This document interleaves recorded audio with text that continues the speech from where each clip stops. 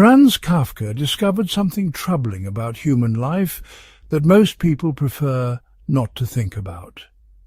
He showed us that guilt can exist without any crime, that people can feel deeply wrong about themselves without being able to point to anything specific they have done wrong.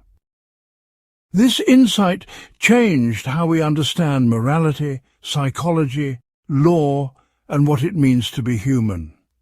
Through his stories, especially The Trial, Kafka opened up entirely new ways of thinking about the deepest problems of consciousness and social life.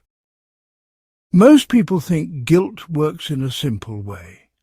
You do something wrong, you feel bad about it, maybe you get punished, and then, hopefully, you learn not to do it again. This straightforward model assumes that guilt connects directly to specific actions that break clear rules. Kafka discovered that this model fails to capture much of human experience. He found that people often carry feelings of guilt that have no clear connection to anything they have actually done. These feelings are not mistakes or mental problems, but reflect something essential about what it means to be a conscious moral being in a complex world. The idea of guilt without crime helps explain many puzzling features of modern life. Why do people with comfortable lives and clean legal records often feel deeply dissatisfied with themselves? Why do social media and other forms of public attention create anxiety even for people who have nothing to hide? Why do many people feel like they are constantly being judged, even when no one is actually watching them? Why does therapy often reveal that people feel guilty about things they could not have controlled or even known about? Kafka's work suggests that these experiences point to something fundamental about human consciousness, not just personal problems that can be fixed with better thinking or different behavior.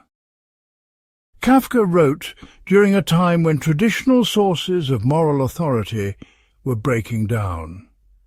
Religious faith could no longer provide automatic answers to moral questions for many people. Political systems seemed increasingly distant and bureaucratic rather than wise and just. Scientific thinking offered powerful tools for understanding the physical world, but little guidance for how to live well. In this situation, individuals found themselves responsible for making moral choices without clear guidelines about what choices were right. This creates what philosophers call the existential situation. People must choose how to live without being able to know for certain that their choices are correct. They must take responsibility for their actions without being able to control all the consequences of those actions. They must create meaning for their lives without having access to ultimate truths about what life means. This situation is both liberating and terrifying. It offers tremendous freedom, but also tremendous anxiety. The anxiety often takes the form of guilt that cannot be traced to any specific wrongdoing, but instead reflects the overwhelming nature of moral responsibility itself. Kafka's genius was to recognize that this kind of existential guilt could be explored through stories about legal systems. Courts are supposed to determine guilt and innocence according to clear rules applied to specific actions. But Kafka created fictional legal systems that work more like the moral situation people actually face in life. His courts make judgments based on unclear rules about undefined crimes. They hold people responsible for things they cannot understand or control. They promise explanations and justice, but deliver only more confusion and anxiety. Through these surreal legal stories, Kafka captured the psychological reality of moral consciousness in the modern world. Part 1. The Mystery of Crime Without Definition. When we read The Trial and In the Penal Colony together, we discover the logic of law, crime, punishment, and guilt. But here is the crucial insight that changes everything. We cannot actually know the law, or as Kafka writes, we cannot enter the law. This simple statement contains one of the most radical ideas about justice ever written. Normally, we think that law exists to be known and followed. The whole point of having laws is supposed to be that people can learn what they are and are not allowed to do. But Kafka suggests that the most important kinds of law cannot be known in this direct way. They remain mysterious. Even to people who spend their whole lives trying to understand them, this creates a devastating consequence. One cannot know the name of one's own crime, which means guilt becomes eternal and permanent, and nothing can provide absolution. Joseph K. wakes up one morning to find two strange men in his room who tell him he is under arrest. This opening scene immediately establishes the central problem of the entire novel. Kay has not been doing anything unusual or suspicious. He has been living an ordinary life as a bank employee, following normal routines, obeying obvious social rules. Yet somehow, this ordinary life has made him subject to arrest by authorities he does not recognize, for reasons they will not explain according to procedures he cannot understand.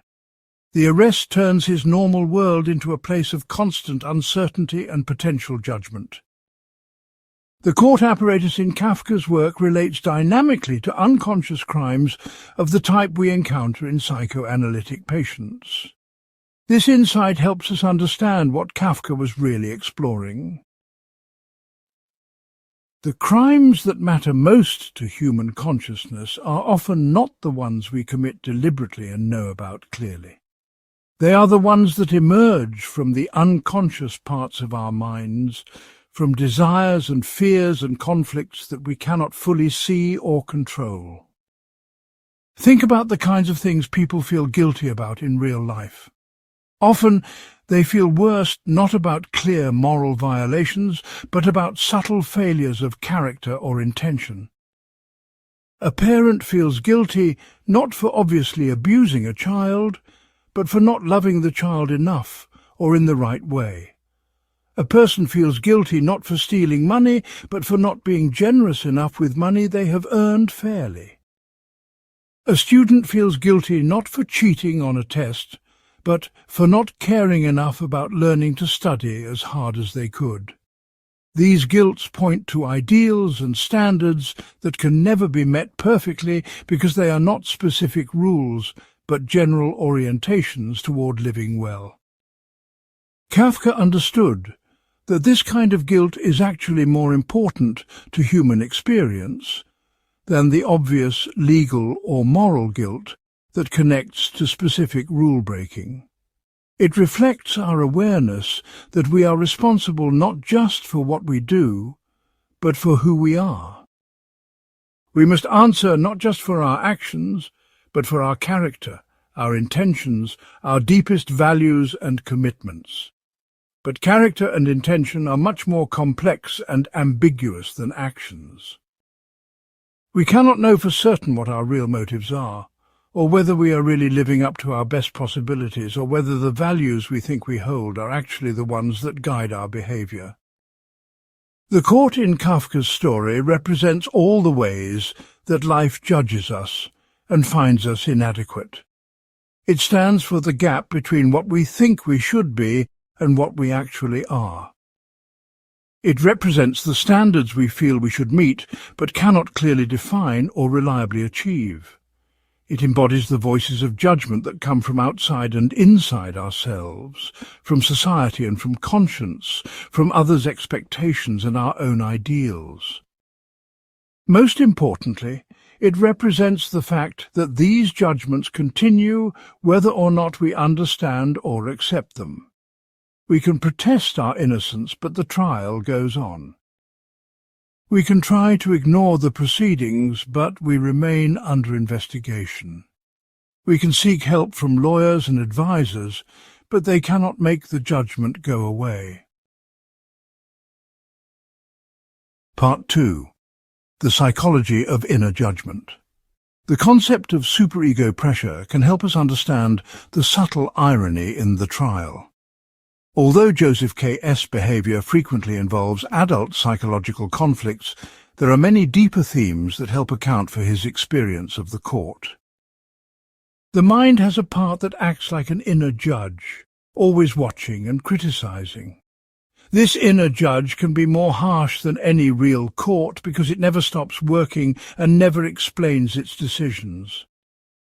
It just tells us we are guilty. This internal psychological mechanism creates guilt that feels completely real even when it has no clear external cause. Kafka understood that modern life creates special kinds of mental suffering.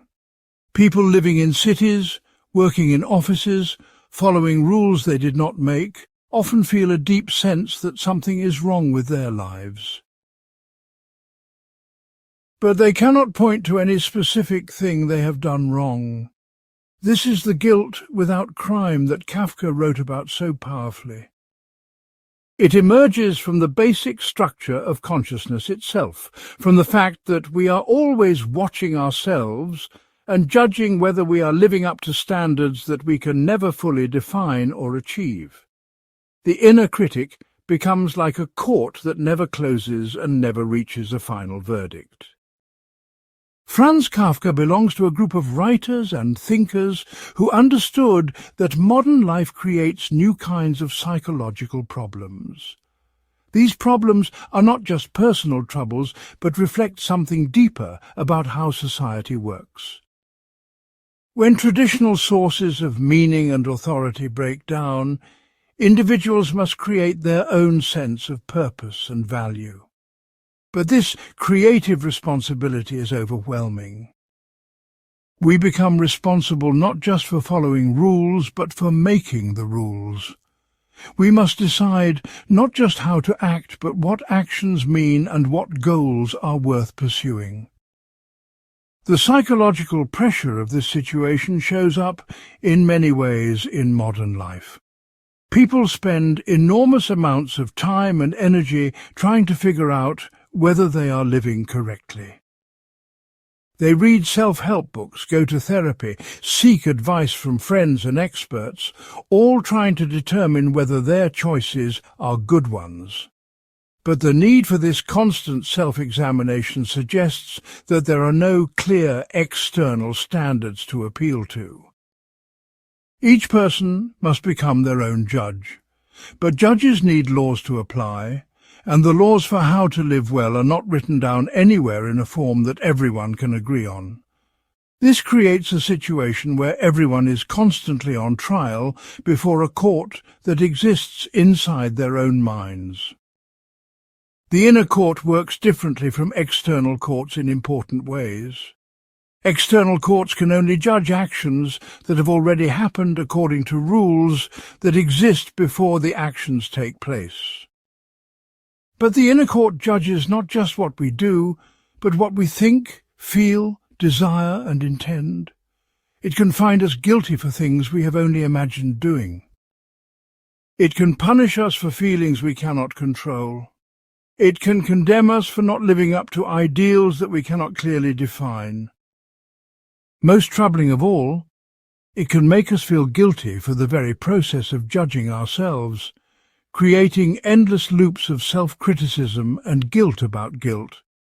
This psychological dynamic helps explain why Joseph K. becomes more entangled in his trial the more he tries to understand and resolve it.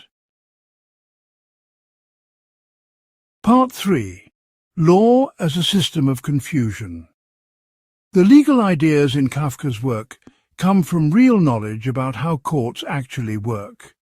Kafka studied law and worked in legal settings, so he knew the difference between how law is supposed to work and how it really works. Austrian legal tradition had the idea that someone could be guilty even without breaking any specific law. The focus was not just on what someone did, but on what they intended to do, or what kind of person they were.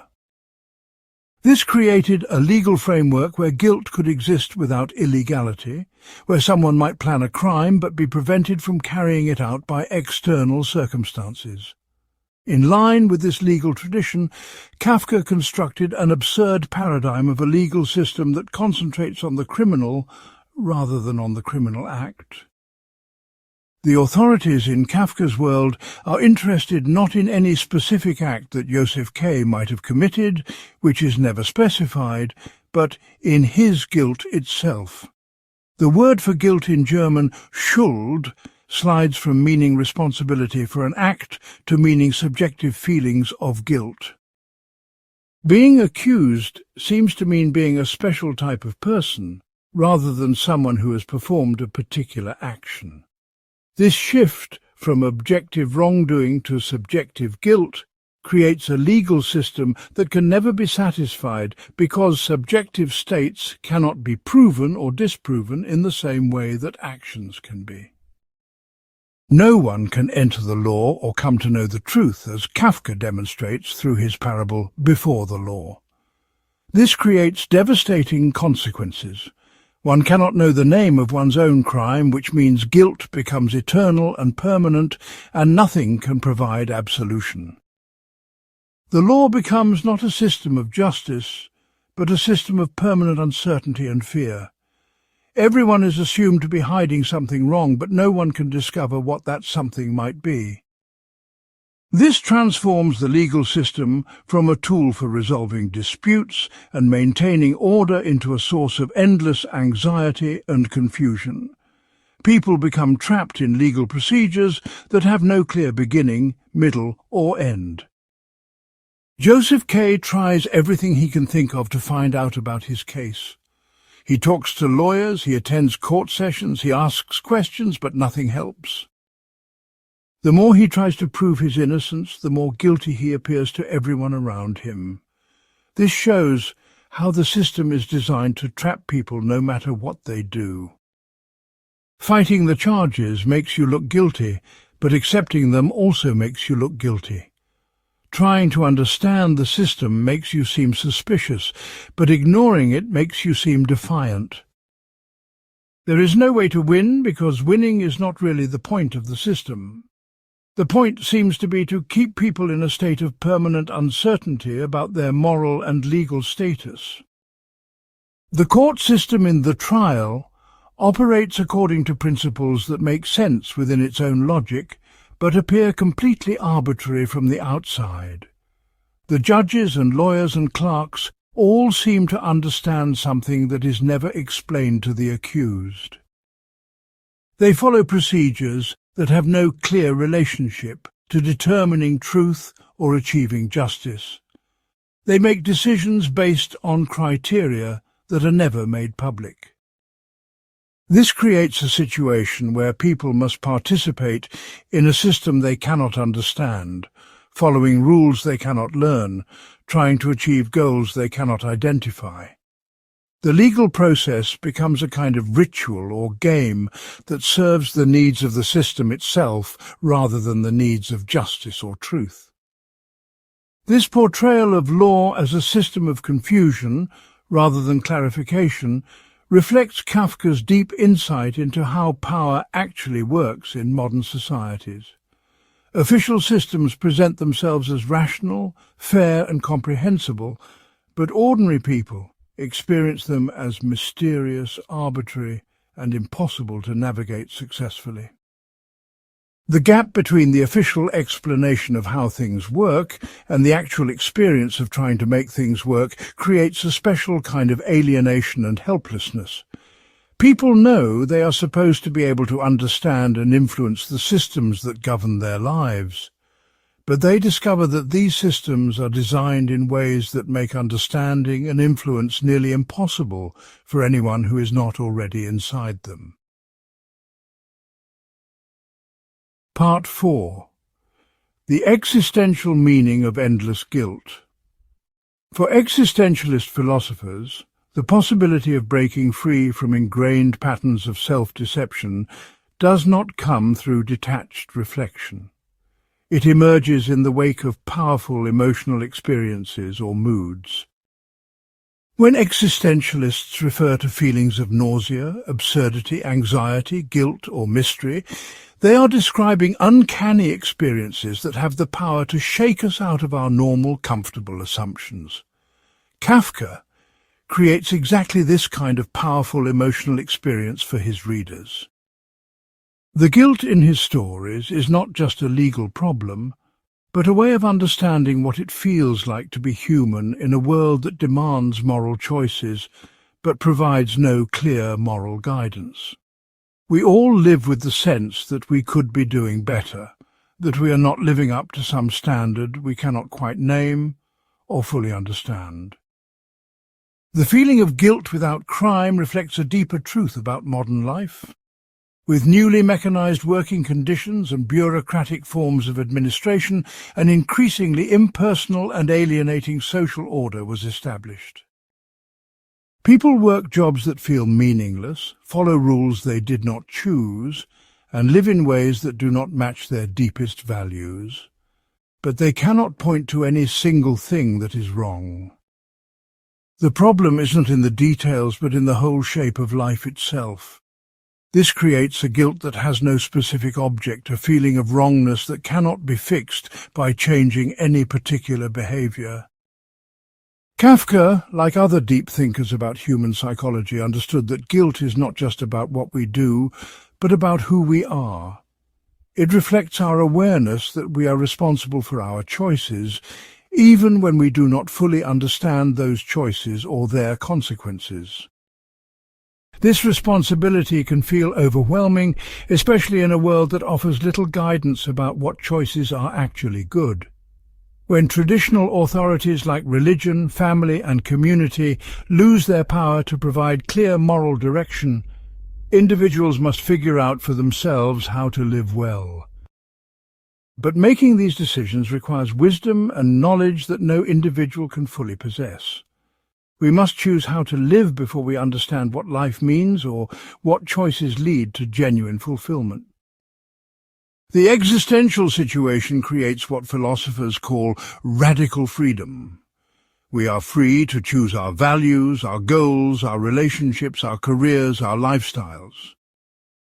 But this freedom is also a burden, because it makes us responsible for the consequences of choices we make without sufficient knowledge.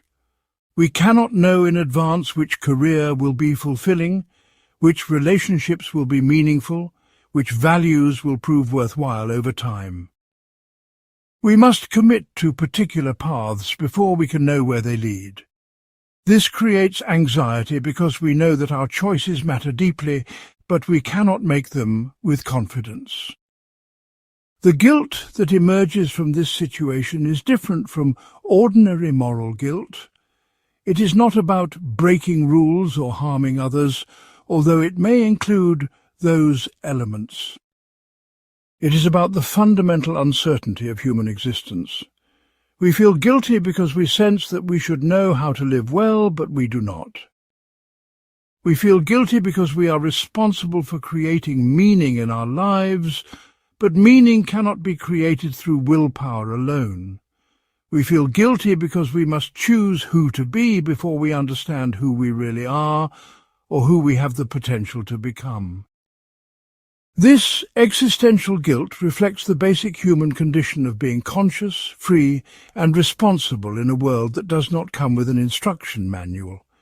It cannot be resolved through action or forgiveness because it is not really about anything we have done wrong, but about the impossible situation of being human. Part 5. The religious dimension of secular guilt. Even though Kafka's stories happen in a world without clear religious meaning, they still deal with the deepest religious questions.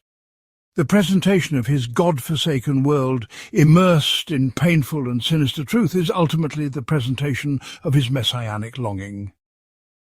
The guilt that Joseph K. feels is like the guilt that religious people feel before God.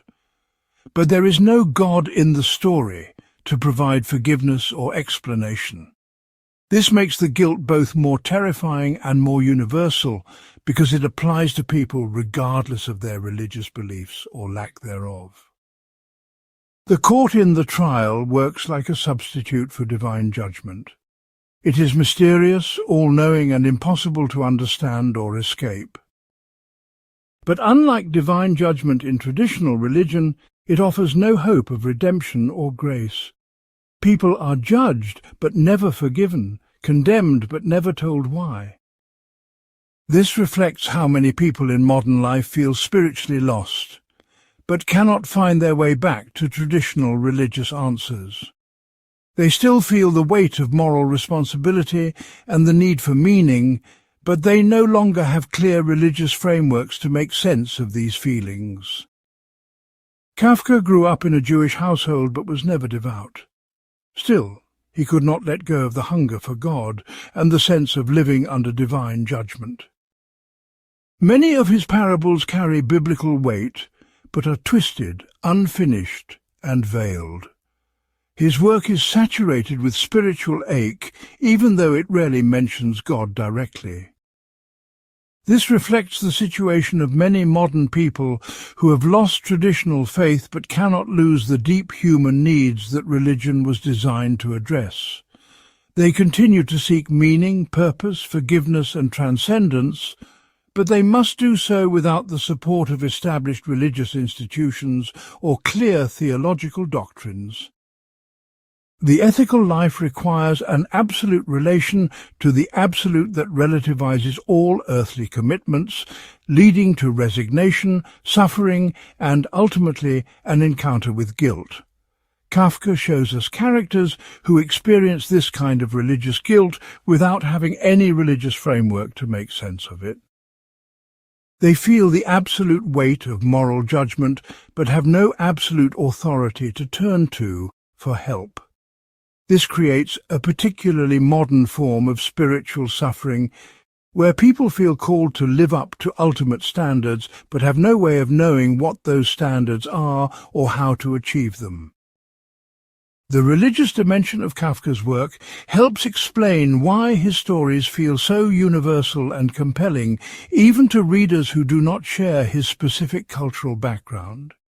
He captures something essential about the human relationship to the sacred and the absolute that exists regardless of particular religious traditions. People seem to need to feel that their lives matter in some ultimate sense, that their choices have meaning beyond their immediate consequences, that they are accountable to standards that transcend their personal preferences. But in a secular world, these deep needs cannot be satisfied through traditional religious practices and beliefs. They persist as longings and anxieties that shape experience, but cannot be directly addressed or resolved. The guilt without crime that Kafka explores is partly this religious longing turned inside out, this need for absolute meaning expressing itself as absolute judgment in a world where absolute meaning is no longer culturally available. Part 6. The social creation of individual guilt. One of the most disturbing insights in Kafka's work is that people often cooperate in their own punishment. Joseph K. could simply ignore the court proceedings, but instead he becomes more and more involved with them. He starts to believe that he really must be guilty of something even though he cannot figure out what it is. This demonstrates how social systems can make people participate in their own oppression through psychological mechanisms that feel completely natural and necessary. The guilt becomes real because everyone treats it as real, not because it corresponds to any actual wrongdoing. When people around you act as if you have done something wrong, you start to question yourself and look for what you might have done. Eventually, you may convince yourself that you really are guilty, even when you know rationally that you have not committed any specific crime. This shows how social reality can be more powerful than objective reality in determining how people think and feel about themselves. The social agreement that someone is guilty can make them actually guilty in all the ways that matter for practical and psychological purposes. They begin to experience shame, anxiety, and self-doubt. They modify their behavior to avoid further accusation. They accept limitations on their freedom and dignity. In effect, they become guilty through the process of being treated as guilty, regardless of whether they have done anything wrong to begin with. This demonstrates how individual psychology and social systems interact to create realities that neither could produce alone. The bureaucratic world that Kafka describes is not just inefficient, but actively harmful to human dignity. It treats people as cases to be processed rather than as individuals with their own value and understanding. The novels and short stories of writers like Kafka capture the bourgeois emptiness and boredom of the managerial class, and the paranoia and distrust that emerge when life is regulated and controlled by faceless bureaucrats. When human relationships become purely administrative, people lose their sense of their own worth and begin to see themselves through the eyes of the system that judges them. This creates guilt not for any specific action, but for the crime of being human in an inhuman world. People feel guilty for having needs and desires that do not fit administrative categories. They feel guilty for wanting personal relationships in impersonal institutions. They feel guilty for needing meaning and purpose in systems designed only for efficiency. They feel guilty for being complex individuals in organizations that can only deal with simplified roles and functions. This kind of guilt reflects a mismatch between human nature and social organization, rather than any moral failing on the part of individuals. The social creation of individual guilt works through many subtle mechanisms. People internalize the values and expectations of institutions they work for, even when those values conflict with their personal beliefs. They accept responsibility for outcomes they cannot control because the system assigns that responsibility to them. They judge themselves by standards that serve institutional needs rather than human flourishing. Over time, this creates a situation where individuals become psychologically dependent on external validation from systems that are not designed to provide genuine recognition of their worth and dignity. They feel guilty when they fail to meet institutional expectations, even when meeting those expectations requires sacrificing their health, relationships, or personal integrity. Part 7. The Impossibility of Innocence. Joseph K. should have committed suicide like the officer in Penal Colony. That is to say, perhaps, that you always are your own judge and executioner. Guilt cannot be doubted, and thus you are doomed. This harsh conclusion points to one of Kafka's most challenging ideas about human nature. In the world he creates, complete innocence is impossible, because consciousness itself creates guilt. To be aware of moral questions is already to be implicated in moral failure, because moral awareness reveals the gap between what we are and what we think we should be. The very fact that we can ask whether we are doing right suggests that we are not doing right automatically or naturally. This self-questioning creates a distance between what we do and what we think we should do. That distance becomes a source of permanent dissatisfaction and guilt. We become guilty not because we break specific rules, but because we are the kind of beings who must make moral choices without clear guidance about what choices are correct. The capacity for moral reflection, which seems like it should be a good thing, actually creates the possibility of moral failure in ways that would not exist for beings who simply acted on instinct or followed clear divine commands. Self-consciousness brings both moral responsibility and moral anxiety. Guilt is assumed to be caused by the appraisal of an event as goal-relevant, goal-incongruent, involving a moral transgression, and one for which the self is to blame. But Kafka shows us guilt that does not fit this normal pattern. His characters feel guilty without being able to identify any specific moral transgression they have committed. Their guilt comes not from what they have done, but from their basic situation as conscious beings in a world that demands moral choices but provides no clear moral guidance. This makes their guilt both more abstract and more inescapable than ordinary guilt about specific actions. They cannot resolve it by making amends, changing their behavior, or accepting appropriate punishment because it is not connected to any particular action that could be undone or corrected. The impossibility of innocence in Kafka's world reflects a deeper philosophical point about the nature of human existence. Once we become self-aware, we cannot return to a state of simple, unreflective action. We must always consider whether what we are doing is right, whether we are living up to our potential, whether we are treating others fairly, whether we are making good use of our time and opportunities. But these considerations can never reach final, definitive answers, because the standards for evaluation keep changing and the situations we face are always more complex than our moral categories can handle. We are condemned to moral reflection without the possibility of moral certainty. This creates a permanent state of unease and self-doubt that can feel like guilt even when we have not done anything clearly wrong.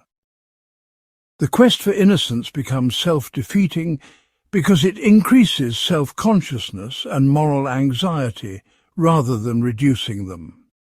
The more carefully we examine our actions and motivations, the more problems we discover. The more seriously we take moral responsibility, the more ways we find that we are falling short of our ideals. The more we try to prove our good intentions, the more aware we become of mixed motives and unconscious selfishness. This creates what psychologists call the paradox of moral effort. Trying harder to be good often makes people feel worse about themselves rather than better. The attempt to achieve moral purity reveals moral complexity instead, and moral complexity feels like moral failure to people who long for clear, simple righteousness. Part 8. The Modern Condition and Universal Judgment. Kafka's insight about guilt without crime helps us understand many features of modern life that might otherwise seem puzzling. Why do people who have comfortable lives and have not committed any serious wrongdoing often feel deeply dissatisfied with themselves? Why do social media and other forms of public visibility create anxiety even for people who have nothing to hide? Why do many people feel like they are being judged all the time, even when no one is actually paying attention to them? The answer, according to Kafka's vision, is that modern social organization creates conditions where everyone is potentially guilty of something. The rules are too complex and contradictory for anyone to follow perfectly. In Kafka's nightmarish regime, almost everyone is guilty, although, like Joseph K., they may have been arrested for reasons they never understand. This creates a society where people live in permanent anxiety about being found out, even when they don't know what they might be found out for. The guilt becomes preventive rather than responsive. People feel guilty not because they have done something wrong, but because they might do something wrong, or because they might be seen as the kind of person who would do something wrong. This transforms guilt from a reaction to past actions into an anticipatory anxiety about future judgments. It makes guilt a permanent feature of consciousness rather than a temporary response to specific moral failures. The standards for success and moral goodness in modern society are too high and too unclear for anyone to meet with confidence. People are expected to be successful in their careers, good parents, loyal friends, responsible citizens, environmentally conscious consumers, physically healthy, emotionally stable, and personally fulfilled. But these different expectations often conflict with each other, and there are no clear guidelines for how to balance competing demands, or what to do when pursuing one goal makes it impossible to achieve another. The result is that everyone feels like they are falling short in some area of life, even when they are doing reasonably well overall.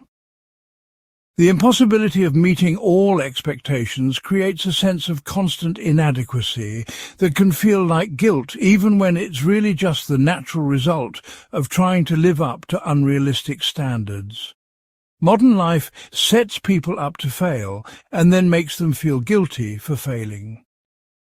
The systems for judging people are too distant and impersonal for anyone to understand or influence effectively.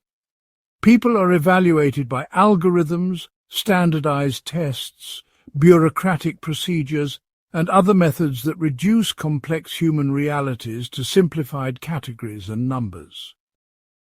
These systems claim to be objective and fair, but they often produce results that feel arbitrary and unjust to the people being evaluated. When someone is rejected for a job, denied a loan, or criticized online, they often cannot find out exactly why or what they could have done differently. This creates the same kind of situation that Joseph K. faces in The Trial. Being judged by authorities you cannot understand according to standards you cannot learn for reasons you cannot discover. The modern person becomes like a defendant in a trial that never ends and never explains its procedures or goals. Part 9. The Search for Meaning in Meaningless Suffering. The indeterminacy surrounding the reason for the protagonist's arrest by the capricious, unfathomable court constitutes Joseph Kempler's primary experience of persecution. His quest is impelled by the need to interpretively master his suffering. Joseph K.'s real struggle is not to prove his innocence, but to understand what is happening to him. He needs the suffering to make sense, even if that means accepting that he deserves it. This reflects a deep human need to find meaning in difficult experiences, even when that meaning is painful. People would often rather believe they are being punished for good reasons than accept that their suffering is random or meaningless. The worst thing about K's situation is not that he is being punished, but that he cannot understand why he is being punished. If he could know his crime, he could at least feel that justice was being done, even if he disagreed with the verdict. But the unknowing creates a special kind of torment that goes beyond ordinary suffering. It challenges his basic sense of living in a rational world where actions have predictable consequences. Without a clear connection between cause and effect, between action and punishment, between crime and guilt, the whole framework for understanding moral life breaks down. This leaves him with suffering that cannot be explained, endured, or resolved through normal human methods of coping with adversity. Guilt involves distressing feelings about something one has done and knows or thinks to be wrong. If one tries to think away the feelings of distress, one would not recognize the emotion as guilt, and if one tries to think away the knowledge or thought that what one did was wrong, one would again not recognize the emotion as guilt. Kafka breaks this normal structure of guilt by removing the knowledge or thought that what one did was wrong, while keeping the distressing feelings. This creates a new kind of emotional experience that is deeply unsettling because it does not fit our normal categories for understanding our feelings. We feel guilty, but cannot identify the guilt with any particular action or thought that we recognize as wrong. This makes the guilt both more mysterious and more persistent than ordinary guilt, because we cannot resolve it through normal processes of confession, repentance, or making amends. The story becomes Kafka's way of exploring what happens to human consciousness when it is cut off from the normal sources of moral meaning. Without clear standards for right and wrong, and without reliable authorities to explain those standards, people must create their own sense of moral reality. But this individual creation of meaning is itself a source of anxiety and guilt, because we can never be sure we are creating it correctly. We become responsible not just for acting rightly, but for knowing what acting rightly means, and this double responsibility is more than most people can bear with confidence. The search for meaning becomes a burden rather than a source of comfort when people must create meaning entirely on their own without external validation or support. They cannot know whether the meanings they create are true, good, or worthwhile except by reference to other meanings they have also created themselves. Kafka shows us that the search for meaning itself can become a kind of trap. The more desperately we need our suffering to make sense, the more likely we are to accept explanations that actually make things worse.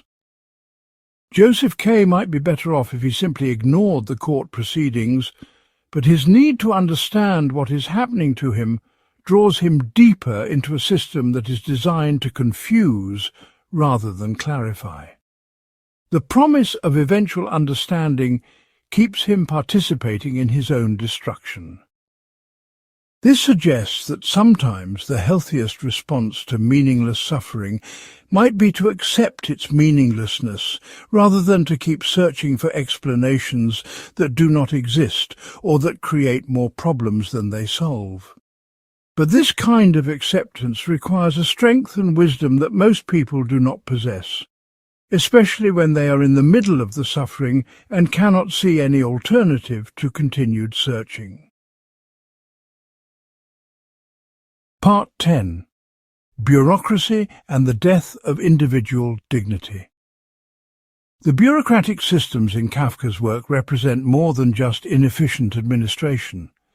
They embody a particular way of organizing human relationships that treats people as interchangeable units rather than unique individuals. In a bureaucracy, what matters is not who you are, but what category you fit into, what forms you have filled out, what procedures you have followed. Your personal history, your individual needs, your specific circumstances become irrelevant because the system can only process information that fits its predetermined categories. This creates a fundamental conflict between human nature, which is complex and individual, and bureaucratic organization, which requires simplification and standardization.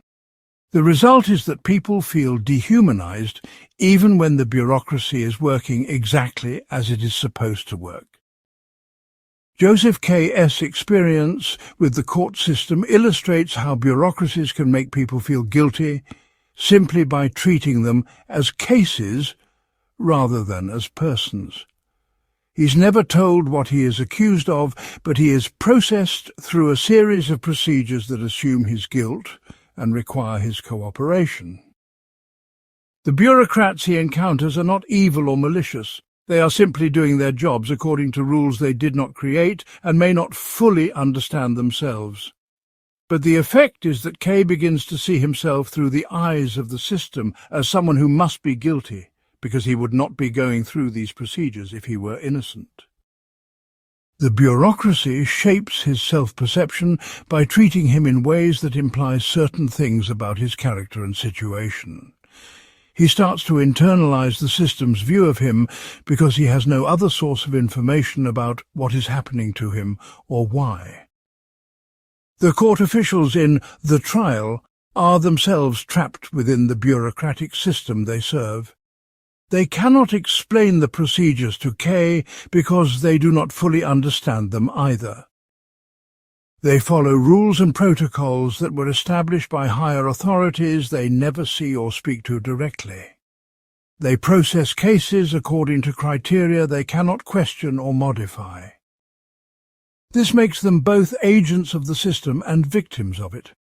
They have power over K, but they do not have power over the system that gives them that power. They can make his life difficult, but they cannot make the system make sense or work justly. This shows how bureaucracy can corrupt both the people who run it and the people who are subject to it by forcing everyone to participate in processes that serve the needs of the organization rather than the needs of human beings. The genius of Kafka's portrayal of bureaucracy is that he shows how it can produce guilt and suffering without anyone intending to produce guilt and suffering. The system is not designed to be cruel. It is designed to be efficient and orderly. But efficiency and order, when applied to human affairs without regard for human dignity and individual circumstances, become forms of cruelty. People are made to feel guilty not because they have violated clear moral principles, but because they have failed to fit smoothly into administrative categories and procedures. They are punished not for doing wrong, but for being complex, individual and human in ways that complicate the smooth operation of institutional processes. The bureaucracy creates guilt by treating normal human characteristics as problems to be managed rather than as sources of value and meaning to be respected and protected. Part 11. The difference between guilt and shame. Kafka's work reveals an important distinction between two different kinds of negative feelings about ourselves: guilt and shame. Guilt is traditionally understood as feeling bad about something you have done. Shame is feeling bad about who you are. In Joseph K.'s case, the distinction becomes blurred in ways that illuminate the complexity of moral consciousness. He feels guilty, but since he cannot identify any specific action he feels guilty about, the feeling starts to become more like shame. He begins to feel that there is something fundamentally wrong with him as a person, not just with particular things he has done. The more K tries to build up his defense, the more he obeys the court system by attending meetings and dedicating himself to his case, the more guilty he becomes. This creates a paradox where following the law makes you more subject to the law's judgment rather than less. As one observer notes, it is precisely those who have carried saintliness the furthest who reproach themselves with the worst sinfulness. This suggests that moral consciousness itself, rather than protecting us from guilt, actually makes us more vulnerable to it. The more seriously we take moral questions, the more ways we find to judge ourselves inadequate. The attempt to be good reveals how many ways there are to fall short of goodness.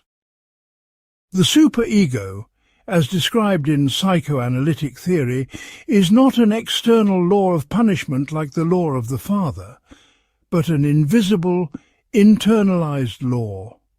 It operates like an interior guardian, a form of surveillance that works like a garrison in a conquered city. Nothing can be hidden from this internal authority, not even thoughts. This internal law has no limits because it involves the infinitization of moral judgment. Unlike external laws, which can only punish actions after they occur, the internal law judges thoughts, intentions, feelings and desires before they even become actions. This creates a situation where perfect innocence becomes impossible, because innocence would require perfect purity of thought and feeling, not just proper behavior. The shift from guilt to shame in Kafka's work reflects a broader change in how people experience moral problems in modern life. Traditional guilt was connected to specific actions that violated clear community standards. Modern shame is more diffuse and harder to address because it is connected to identity rather than behavior. When people feel ashamed, they feel that they are fundamentally flawed or inadequate as persons, not that they have made specific mistakes that can be corrected. This makes shame more painful than guilt, but also harder to resolve. You can make amends for guilty actions, but you cannot easily change who you are as a person. K experiences what might be called vicarious shame when he observes other people in the court system, such as the merchant block. He feels embarrassed on behalf of someone else who is exposing himself in undignified ways. This suggests that the court system creates not just individual guilt, but a general atmosphere of degradation that affects everyone who comes into contact with it. People lose their dignity not just through their own actions, but by being forced to witness and participate in processes that reduce human beings to objects of judgment and control. The system corrupts not just those who are directly accused, but everyone who must operate within its framework. It creates a culture of shame that goes beyond individual moral failures to encompass the basic conditions under which people are forced to live and interact with each other. Part 12. Kafka's Personal Psychology and Universal Themes. Franz Kafka's relationship with his father profoundly influenced his understanding of guilt and judgment. His father Hermann was disrespectful and ill-tempered toward Kafka's literary interests and career choices. The writer experienced punishment that seemed extreme compared to his childhood offences. This theme of punishment beyond reason for the offence appears throughout Kafka's writings. But the personal origins of his insights do not make them merely personal. Kafka's individual psychological struggles illuminated universal patterns of human experience that many people recognize in their own lives. The figure of an autocratic father appears in much existentialist literature, not just in Kafka's work. Philosophers like Kierkegaard also struggled with domineering fathers who seemed to represent absolute authority without absolute wisdom. These personal relationships become symbols for the broader human relationship to authority, judgment, and moral standards. When human authorities are flawed and arbitrary, but still claim the right to judge and punish, they create psychological conflicts that mirror the conflicts people feel about moral authority in general. If the people who claim to know right from wrong are themselves morally questionable, how can anyone trust moral judgment at all? This personal dilemma becomes a philosophical problem about the foundations of ethics and the possibility of moral knowledge. Kafka manages to attack one of the most important people in his life, while knowing that in doing so he is also attacking himself with guilt. This psychological dynamic reflects a broader pattern in moral consciousness. When we judge others harshly, we often apply similar standards to ourselves and find ourselves wanting. When we recognize flaws and failures in people we love or depend on, we begin to question whether anyone, including ourselves, can live up to moral ideals. The criticism of external authorities becomes self-criticism, and self-criticism becomes a source of guilt that cannot be resolved through external action. We become trapped in cycles of judgment that encompass both others and ourselves without offering any clear path to moral certainty or peace.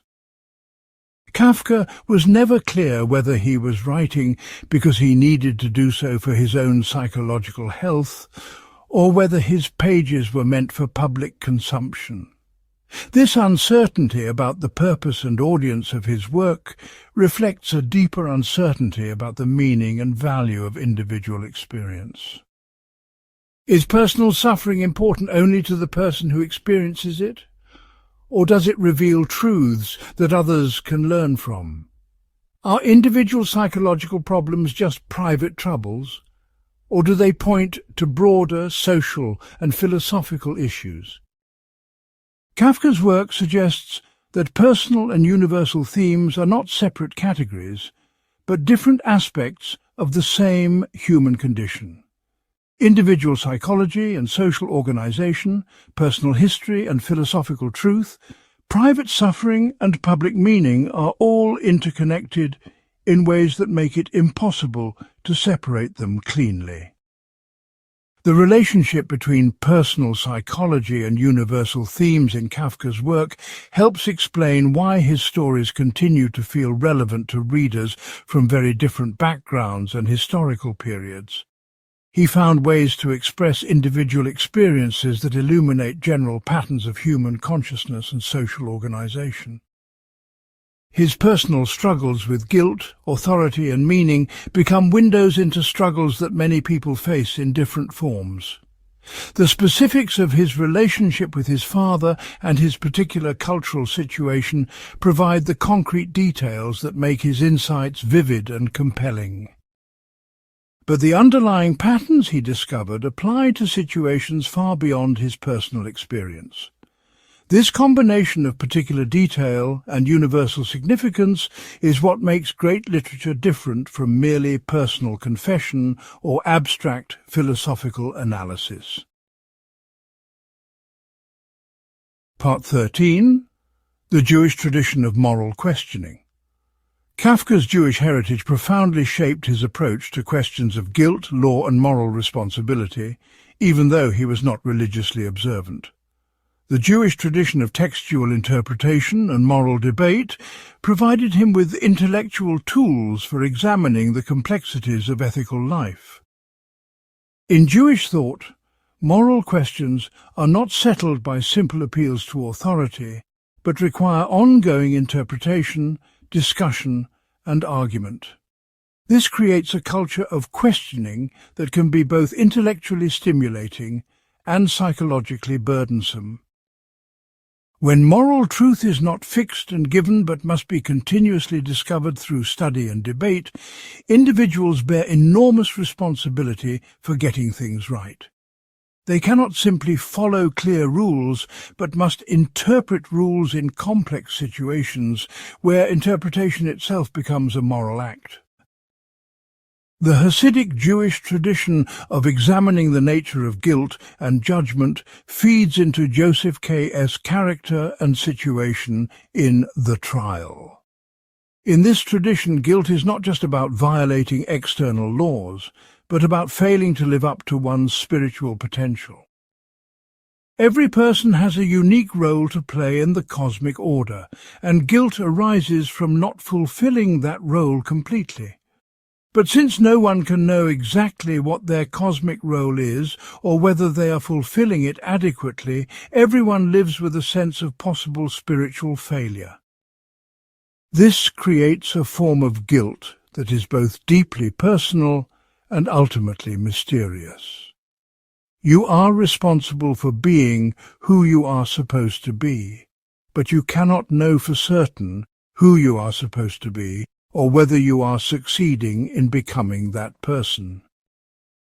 Kafka was influenced by Martin Buber's religious thinking, but he was unable to share Buber's faith or find the same spiritual comfort in Jewish tradition.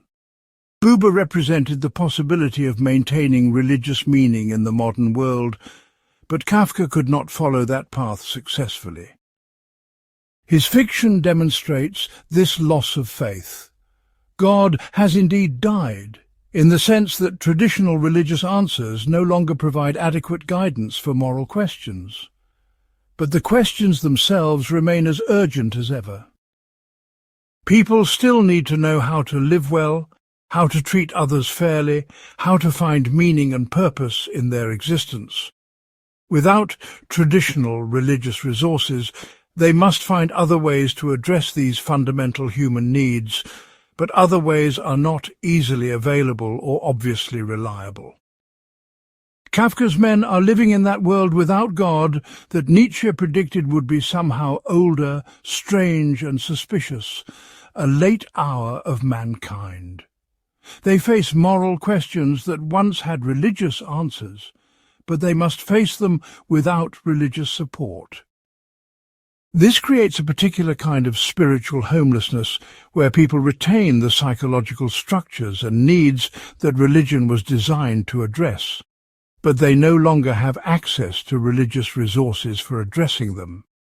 They feel guilty before a God who is not there to forgive them, judged by standards they cannot clearly identify, responsible for living up to ideals they cannot confidently define. This spiritual situation is more complex than simple atheism because it involves the continued presence of religious feelings and needs in a context where religious satisfaction is no longer possible. The result is a form of suffering that is both spiritual and secular. both individual and universal, both particular to modern life and connected to timeless human concerns about meaning, responsibility, and moral worth. Part 14. The Paradox of Moral Freedom. One of Kafka's deepest insights concerns the paradoxical relationship between freedom and guilt in moral life. In traditional societies, people had limited choices about how to live because social roles, religious duties, and community expectations provided clear guidance for most decisions. Modern life offers much greater freedom to choose careers, relationships, lifestyles, and values. But this freedom, which should make people happier and less guilty, often makes them more anxious and self-doubting instead. When you must choose everything for yourself, you become responsible for the consequences of all your choices. This responsibility can feel overwhelming, especially when you lack clear criteria for determining which choices are good ones. The existential attitude begins with a disoriented individual facing a confused world he cannot accept. This disorientation is partly a result of having too many choices rather than too few. When everything is possible, nothing feels necessary or clearly right. People must create their own meaning and values rather than discovering them in established traditions or institutions. But creating meaning and values is much more difficult than following them. It requires wisdom, courage, and insight that most people feel they lack. The freedom to choose becomes a burden when people do not feel equipped to choose well or when they cannot predict the consequences of their choices. They become guilty not for violating clear moral rules, but for the possibility that they are not using their freedom wisely or well. Joseph K. Ah's situation illustrates how moral freedom can become a source of guilt rather than liberation. He is free to respond to his arrest in many different ways. He could ignore it, fight it, accept it, or try to understand it. But he has no reliable way of knowing which response is best. Each choice he makes opens up new possibilities and forecloses others, but he cannot know in advance which possibilities are worth pursuing. His freedom to choose his response becomes a source of anxiety because he cannot be confident that any particular choice is the right one. Every action he takes might make his situation better or worse, but he must act anyway because not choosing is also a choice with consequences he cannot predict or control. The paradox of moral freedom becomes especially acute when people try to choose who to be rather than just what to do. In traditional societies, identity was largely given by birth, family, and community membership. Modern people are expected to create their own identities through their choices about education, career, relationships, and personal development. But identity is not something that can be chosen in the same way that actions can be chosen. It emerges from the complex interaction of choices, circumstances, relationships, and unconscious psychological processes over long periods of time. People cannot directly control who they become, but they feel responsible for becoming the right kind of person anyway. This creates guilt about identity that is similar to Joseph K. His guilt about his undefined crime. People feel they should be better than they are, but they cannot clearly define what better means or how to achieve it reliably. The freedom that modern life offers is real and valuable, but it comes with psychological costs that are often underestimated. People gain the ability to shape their own lives, but lose the security of knowing that they are living correctly according to established standards. They gain opportunities for self-expression and self-development, but lose the comfort of belonging to communities with shared values and clear expectations. They gain control over many aspects of their lives, but lose confidence that they are using that control wisely. The result is a form of guilt that is specifically modern. Guilt about freedom itself? About the responsibility to choose well when the criteria for good choices are unclear and constantly changing? This guilt reflects not moral failure, but the difficult situation of being free and responsible in a world that provides little guidance for how to use freedom and responsibility well. Part 15. The Phenomenology of Guilt Without Object. Kafka's exploration of guilt without crime reveals important truths about the structure of moral experience itself. Normally, when we analyze guilt, we look for its object. What specific action or thought or desire makes a person feel guilty? But Kafka shows us guilt that seems to have no clear object. Guilt that exists as a pure feeling or mood, without connecting to anything specific that can be identified, examined, or addressed. This objectless guilt is more disturbing than ordinary guilt precisely because it cannot be resolved through normal methods like confession, apology, or changed behavior. Feelings of distress and the recognition of wrongdoing are essential moments of guilt in its normal form. If you take away the feelings of distress, you no longer recognize the emotion as guilt, and if you take away the knowledge or thought that what you did was wrong, you again no longer recognize the emotion as guilt. Kafka creates a new kind of emotional experience by keeping the distressing feelings while removing the clear knowledge of wrongdoing. This creates guilt without its normal cognitive structure, feeling without its normal object, moral emotion without its normal content. The result is deeply unsettling because it does not fit our ordinary categories for understanding our own feelings and experiences. We know something is wrong, but we do not know what. We feel the need to make amends, but we do not know to whom or for what. We experience moral distress without moral clarity.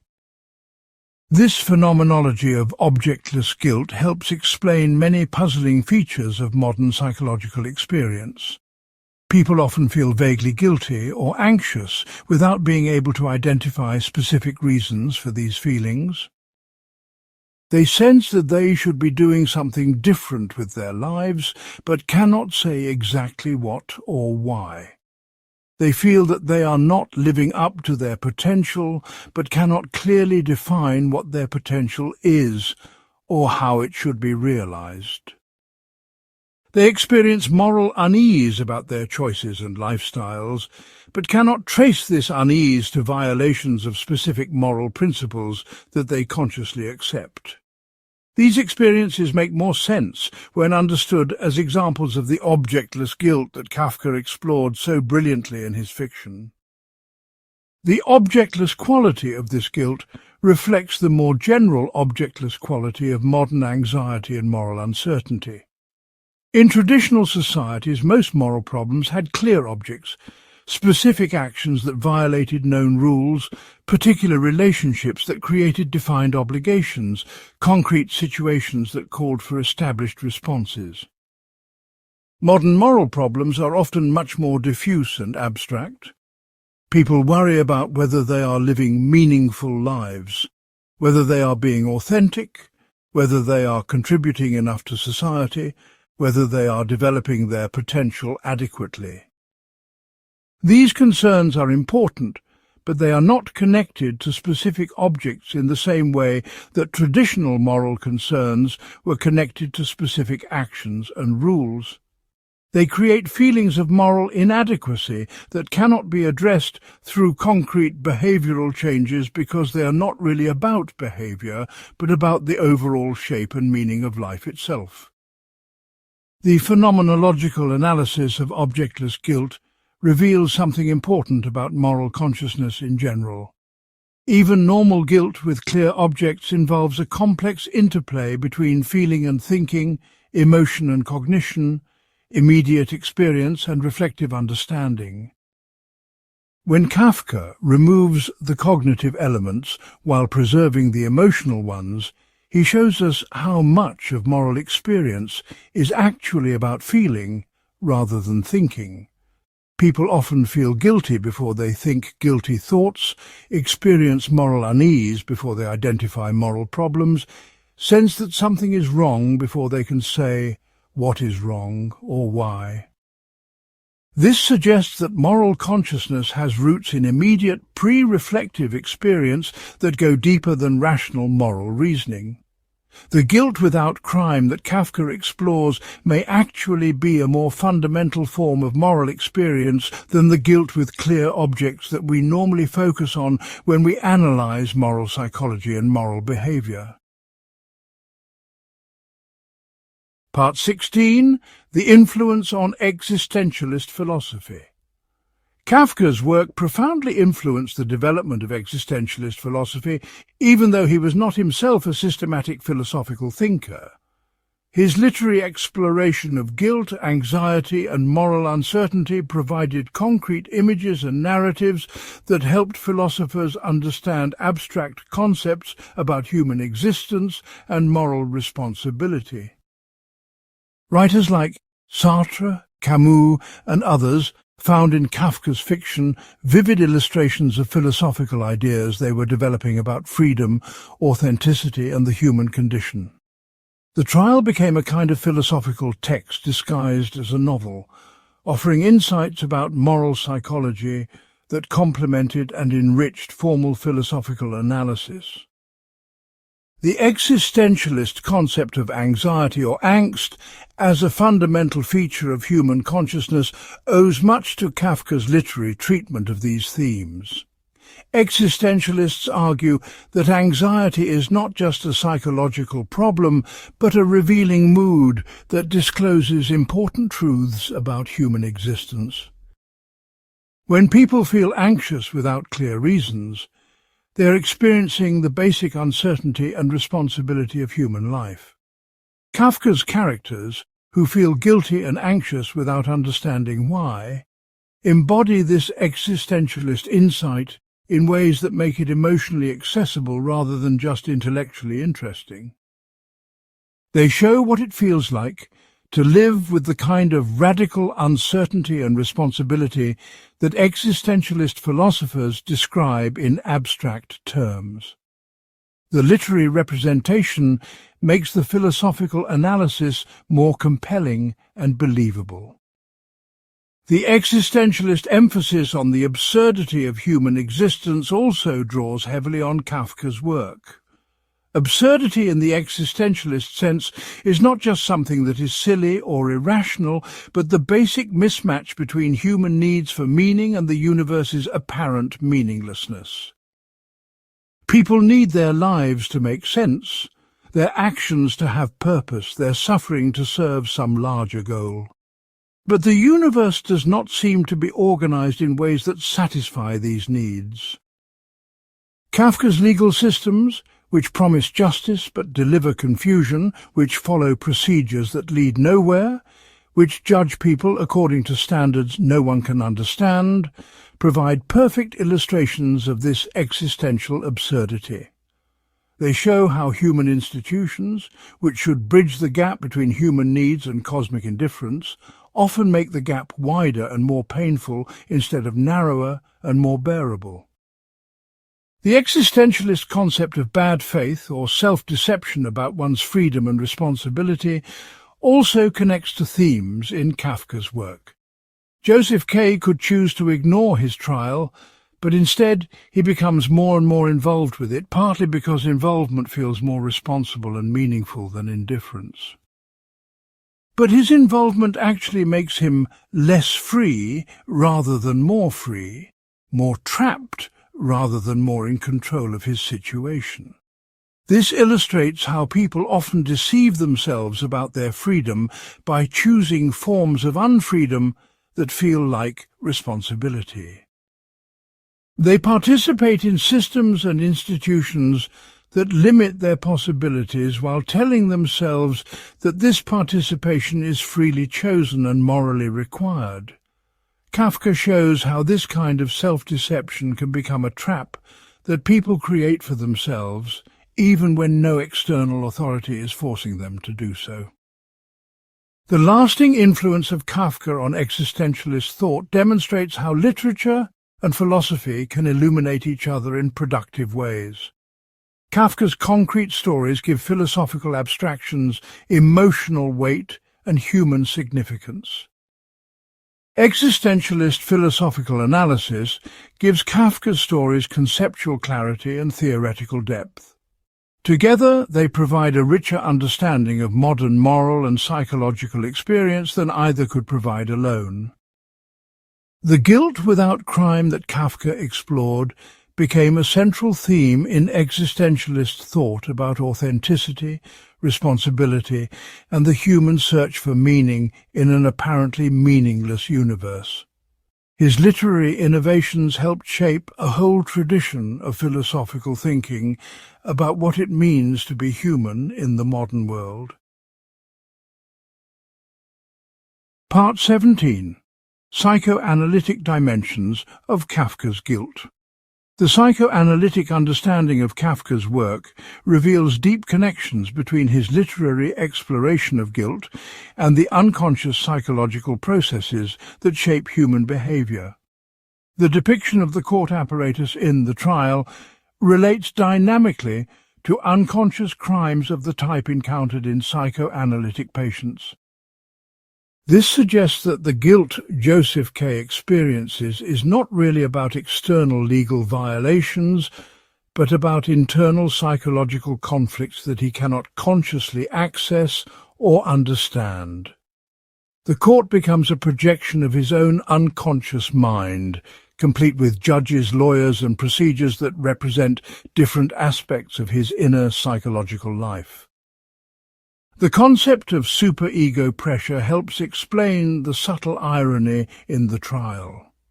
Although Joseph K. S. behavior frequently involves adult psychological conflicts, there are many deeper, earlier themes that help account for his experience of the court. The superego, in psychoanalytic theory, is the part of the mind that has internalized parental and social authority and uses that authority to judge and punish other parts of the mind. It operates largely outside conscious awareness, but produces feelings of guilt and anxiety that feel completely real and justified to the person experiencing them. Guest trial can be understood as an externalization of this internal psychological process, where unconscious self-judgment becomes a visible legal proceeding. The mystery and arbitrariness of the court proceedings reflect the mystery and arbitrariness of unconscious psychological processes that operate according to their own logic, rather than according to rational, conscious decision-making. The psychoanalytic interpretation of K.S. guilt contrasts with literary interpretations that treat The Trial as an allegory of guilt but minimize the psychological dimensions. Many critics read the novel as a symbolic representation of political oppression, religious judgment, or social alienation. These interpretations capture important aspects of Kafka's work, but they may miss the specifically psychological insights that make his exploration of guilt so profound and disturbing. The court is not just a symbol of external authority, but a representation of internal psychological processes that create guilt independently of external circumstances. This psychological dimension explains why K.'s guilt feels so real and urgent even though he has not committed any identifiable crime. The crime exists in his unconscious mind, where it operates according to psychological rather than legal logic. The unconscious crimes that psychoanalytic theory identifies are often connected to early childhood experiences and relationships. People may feel guilty about aggressive or sexual feelings they had as children, about wishes for independence from parents, about rivalries with siblings, about desires that were forbidden or punished in their families. These early experiences create psychological patterns that continue to influence adult behavior even when the original experiences are forgotten or repressed. Adults may feel guilty about things they cannot remember doing or even thinking, but the guilt remains psychologically real and emotionally powerful. K.'s inability to identify his crime may reflect this kind of unconscious guilt that has its roots in psychological conflicts he cannot consciously access. The court's refusal to explain his charges mirrors the unconscious mind's refusal to make its operations available to conscious inspection and rational analysis. The psychoanalytic perspective on Kafka's work helps explain why his stories continue to feel emotionally compelling even when their surface narratives seem bizarre and unrealistic. The psychological processes he dramatizes through his surreal legal and bureaucratic systems are processes that most people experience in some form, even if they are not consciously aware of them. The feeling of being judged by authorities you cannot understand, for crimes you cannot identify according to standards you cannot learn, captures something essential about how unconscious guilt operates in psychological life. Everyone has experienced feeling guilty without being able to say exactly why, or feeling that they are being watched and judged even when no one is actually paying attention to them. Kafka's genius was to find literary forms that could represent these internal psychological experiences in ways that make them visible and understandable without reducing their mystery and emotional power. His work bridges the gap between individual psychological experience and universal human concerns about guilt, judgment, and moral responsibility. Part 18. The social critique embedded in individual suffering. While Kafka's exploration of guilt appears to focus on individual psychological experience, it actually contains a profound critique of social and political organization. The individual suffering that Joseph K. experiences is not just personal misfortune, but a symptom of broader problems in how modern societies are structured and how power is exercised within them. The court system that torments K represents all the ways that social institutions can become oppressive even when they are supposed to serve justice and protect individual rights. His personal guilt becomes a lens through which we can see more general problems about authority, bureaucracy, and the relationship between individuals and institutions. The bureaucratic nightmare that Kay encounters reflects real problems with how modern organizations operate. Bureaucracies are supposed to make social life more rational, efficient, and fair by establishing clear procedures and consistent standards. But they often become irrational, inefficient, and arbitrary, instead because they prioritize their own institutional needs over the human needs they were created to serve. People become lost in bureaucratic procedures that have no clear connection to their actual problems or needs. They are processed according to categories that do not capture their individual circumstances. They are judged by criteria that are never explained to them and may not make sense even to the people applying them. Kempti's experience with the court system illustrates how bureaucracy can become a form of oppression, disguised as rational administration. The appearance of order and procedure masks the reality of arbitrariness and cruelty. The guilt without crime that Kay experiences can be understood as a response to living in social systems that are fundamentally unjust but present themselves as legitimate and rational. When people must participate in institutions that violate their values or compromise their dignity, they often feel guilty even though they are not really responsible for the institutional problems. They know something is wrong with their situation, but they cannot identify specific actions they could take to make it right. They feel complicit in systems they did not choose and cannot easily change. This creates a form of political guilt that is diffuse and persistent because it reflects structural problems rather than individual moral failures. People feel guilty for participating in unjust systems, but they also feel that they have no realistic alternative to participation. Kafka's portrayal of the relationship between individual psychology and social organization anticipated many later insights about how power operates in modern societies. The most effective forms of social control are not those that rely on obvious force or explicit coercion, but those that convince people to monitor and regulate themselves. When people internalize social expectations and judge themselves according to institutional standards, external authorities no longer need to watch and punish them constantly. They become their own guards and judges, enforcing social norms through self-criticism and guilt. Coy's increasing involvement with his trial illustrates this process of self-regulation. The court does not force him to participate. He chooses to participate because he feels that participation is the responsible thing to do. But his voluntary participation makes him more subject to the court's power, rather than less subject to it. He becomes complicit in his own oppression through his attempts to behave responsibly and rationally.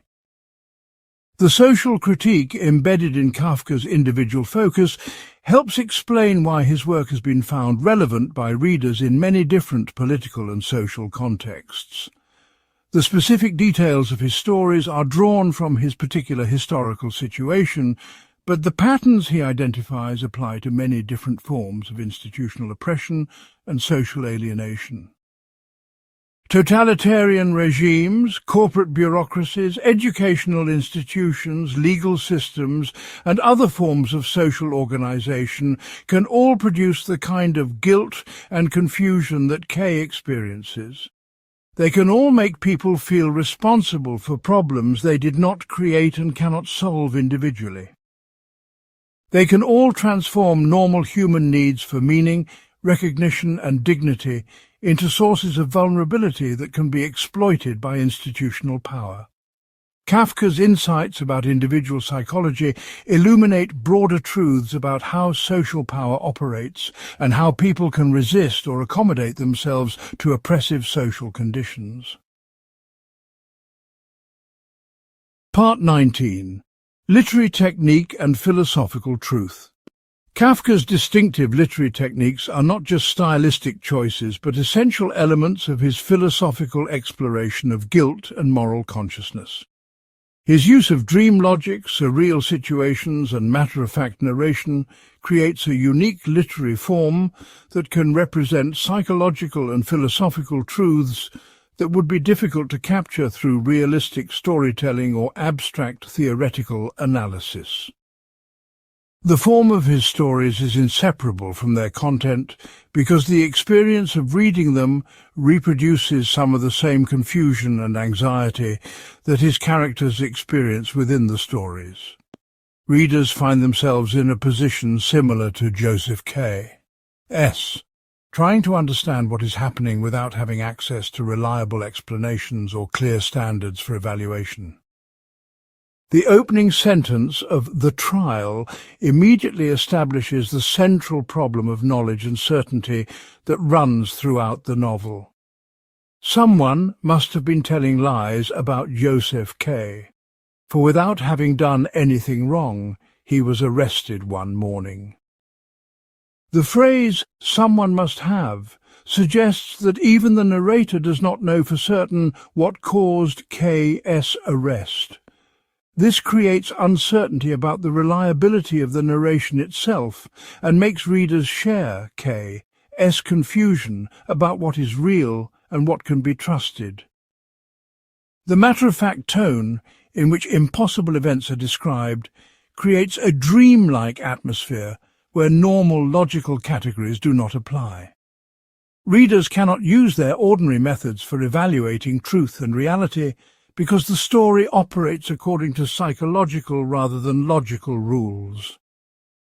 Kafka's use of incomplete narratives and unfinished stories reflects his understanding that the problems he was exploring cannot be resolved through conventional storytelling techniques. The trial was never completed because completion would have required some kind of resolution to Kestum's situation. But the whole point of the story is that certain kinds of guilt and anxiety cannot be resolved. The unfinished quality of the narrative mirrors the unfinished quality of moral consciousness itself. People never reach final answers to the deepest questions about how to live well, who they really are, or what their lives ultimately mean. They must continue to live and act without achieving the kind of certainty and closure that finished stories typically provide. Kafka's incomplete narratives reproduce this essential feature of human experience rather than falsifying it through artificial closure. The repetitive, circular quality of many scenes in Kafka's work illustrates the psychological reality of obsessive thought and compulsive behavior. Kay keeps returning to the same questions, trying the same approaches, seeking help from the same kinds of people, even though these strategies consistently fail to provide the understanding or resolution he seeks. This repetition is not a flaw in the storytelling, but an accurate representation of how people actually behave when they are trapped in psychological conflicts they cannot resolve. They keep trying the same solutions over and over, hoping that repetition will eventually produce different results. The literary technique of repetition makes readers feel the same kind of frustration and entrapment that Kay feels, creating empathy through formal means rather than just through character description or emotional appeal. Readers become implicated in K's psychological processes through their experience of reading about them. Kafka's ability to make abstract philosophical concepts concrete and emotionally compelling through literary representation demonstrates the unique power of literature to explore philosophical questions. Abstract ideas about freedom, responsibility, guilt, and authenticity become lived experiences when they are dramatized through fictional characters and situations. Readers do not just think about these concepts, they feel them, experience them, struggle with them in ways that parallel their own life experiences. This emotional engagement makes philosophical insights more accessible and more personally meaningful than purely theoretical analysis might achieve. At the same time, the literary exploration deepens philosophical understanding by revealing aspects of human experience that might be overlooked in purely conceptual approaches. Kafka's literary techniques show how form and content, style and meaning, artistic method and philosophical truth can be integrated in ways that serve both literary and philosophical purposes without compromising either one. Part 20. The Paradoxes of Self-Knowledge and Moral Judgment. One of Kafka's most profound insights concerns the paradoxical relationship between self-knowledge and moral judgment. Normally we assume that better self-knowledge leads to better moral choices and reduced guilt. If you understand your motivations, recognize your patterns of behavior, and have realistic expectations about your capabilities, you should be better able to act ethically and feel comfortable with your actions. But Kafka's work suggests that increased self-consciousness often produces more guilt rather than less, more moral uncertainty rather than greater moral clarity. The attempt to know yourself better can become a source of moral anxiety rather than moral confidence. This creates a fundamental problem for any approach to ethics that relies on self-examination and rational reflection as the primary tools for moral improvement. Joseph Candes's investigation into his own case illustrates this paradox perfectly. The more he tries to understand what he is accused of, the more involved he becomes with the court system that is judging him. The more seriously he takes the proceedings, the more real they become and the more power they have over his life. His attempts at self-defense actually make his situation worse rather than better, because they validate the assumption that there is something to defend against. By trying to prove his innocence, he implicitly accepts that guilt and innocence are meaningful categories in his situation, when the wisest response might be to reject the whole framework of judgment that the court represents. His rationality and moral seriousness become traps that prevent him from seeing alternatives to participation in a system that is designed to be incomprehensible and unfair. The problem of self-knowledge that Kafka explores goes deeper than the specific situation of Kenkao's trial. Self-consciousness creates a gap between the self that observes and the self that is observed, between the person who judges and the person who is judged. This internal division makes it impossible to achieve the kind of complete self-knowledge that would provide a secure foundation for moral judgment. The part of yourself that you can observe is never the whole of yourself, because there is always a part that is doing the observing, and that remains partially hidden from examination. The unconscious motivations, repressed desires, and automatic responses that shape behavior are precisely the aspects of yourself that are most difficult to know directly. But these hidden aspects may be more important for moral evaluation than the conscious thoughts and intentions that are easier to access and examine. The paradox of self-knowledge also involves the problem of infinite regress in moral judgment. If you judge your actions, you can also judge the standards you use for judging your actions, and then judge the standards you use for judging those standards, and so on without end. Each level of reflection opens up new questions about the validity and appropriateness of the previous level. This can lead to a kind of moral paralysis, where people become so focused on examining their own moral processes that they lose the ability to act confidently on moral principles. They become trapped in endless cycles of self-examination that produce more questions rather than clearer answers. The search for moral certainty through self-knowledge becomes self-defeating because it reveals the complexity and ambiguity of moral consciousness rather than simplifying it. Kafka's exploration of these paradoxes suggests that moral wisdom may require learning to live with uncertainty and ambiguity rather than trying to eliminate them through better self-knowledge or clearer moral reasoning. The characters in his stories who suffer most are often those who take moral questions most seriously and who work hardest to understand and resolve their moral situation.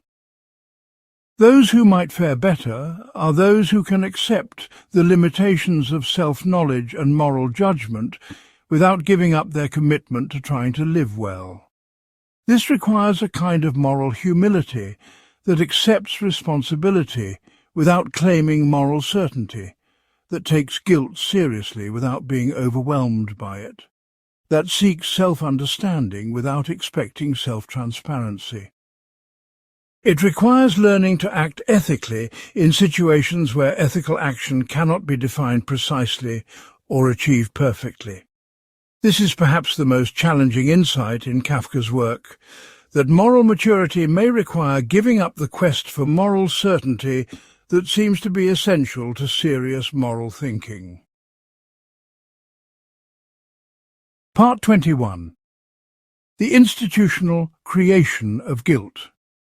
Modern institutions have developed sophisticated mechanisms for producing guilt in individuals, often without those individuals recognizing what is happening to them.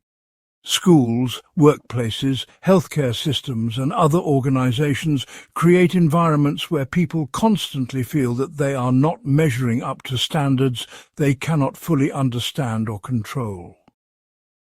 This institutional production of guilt serves organizational needs by making people more compliant and self-regulating, but it creates psychological costs that are rarely acknowledged or addressed.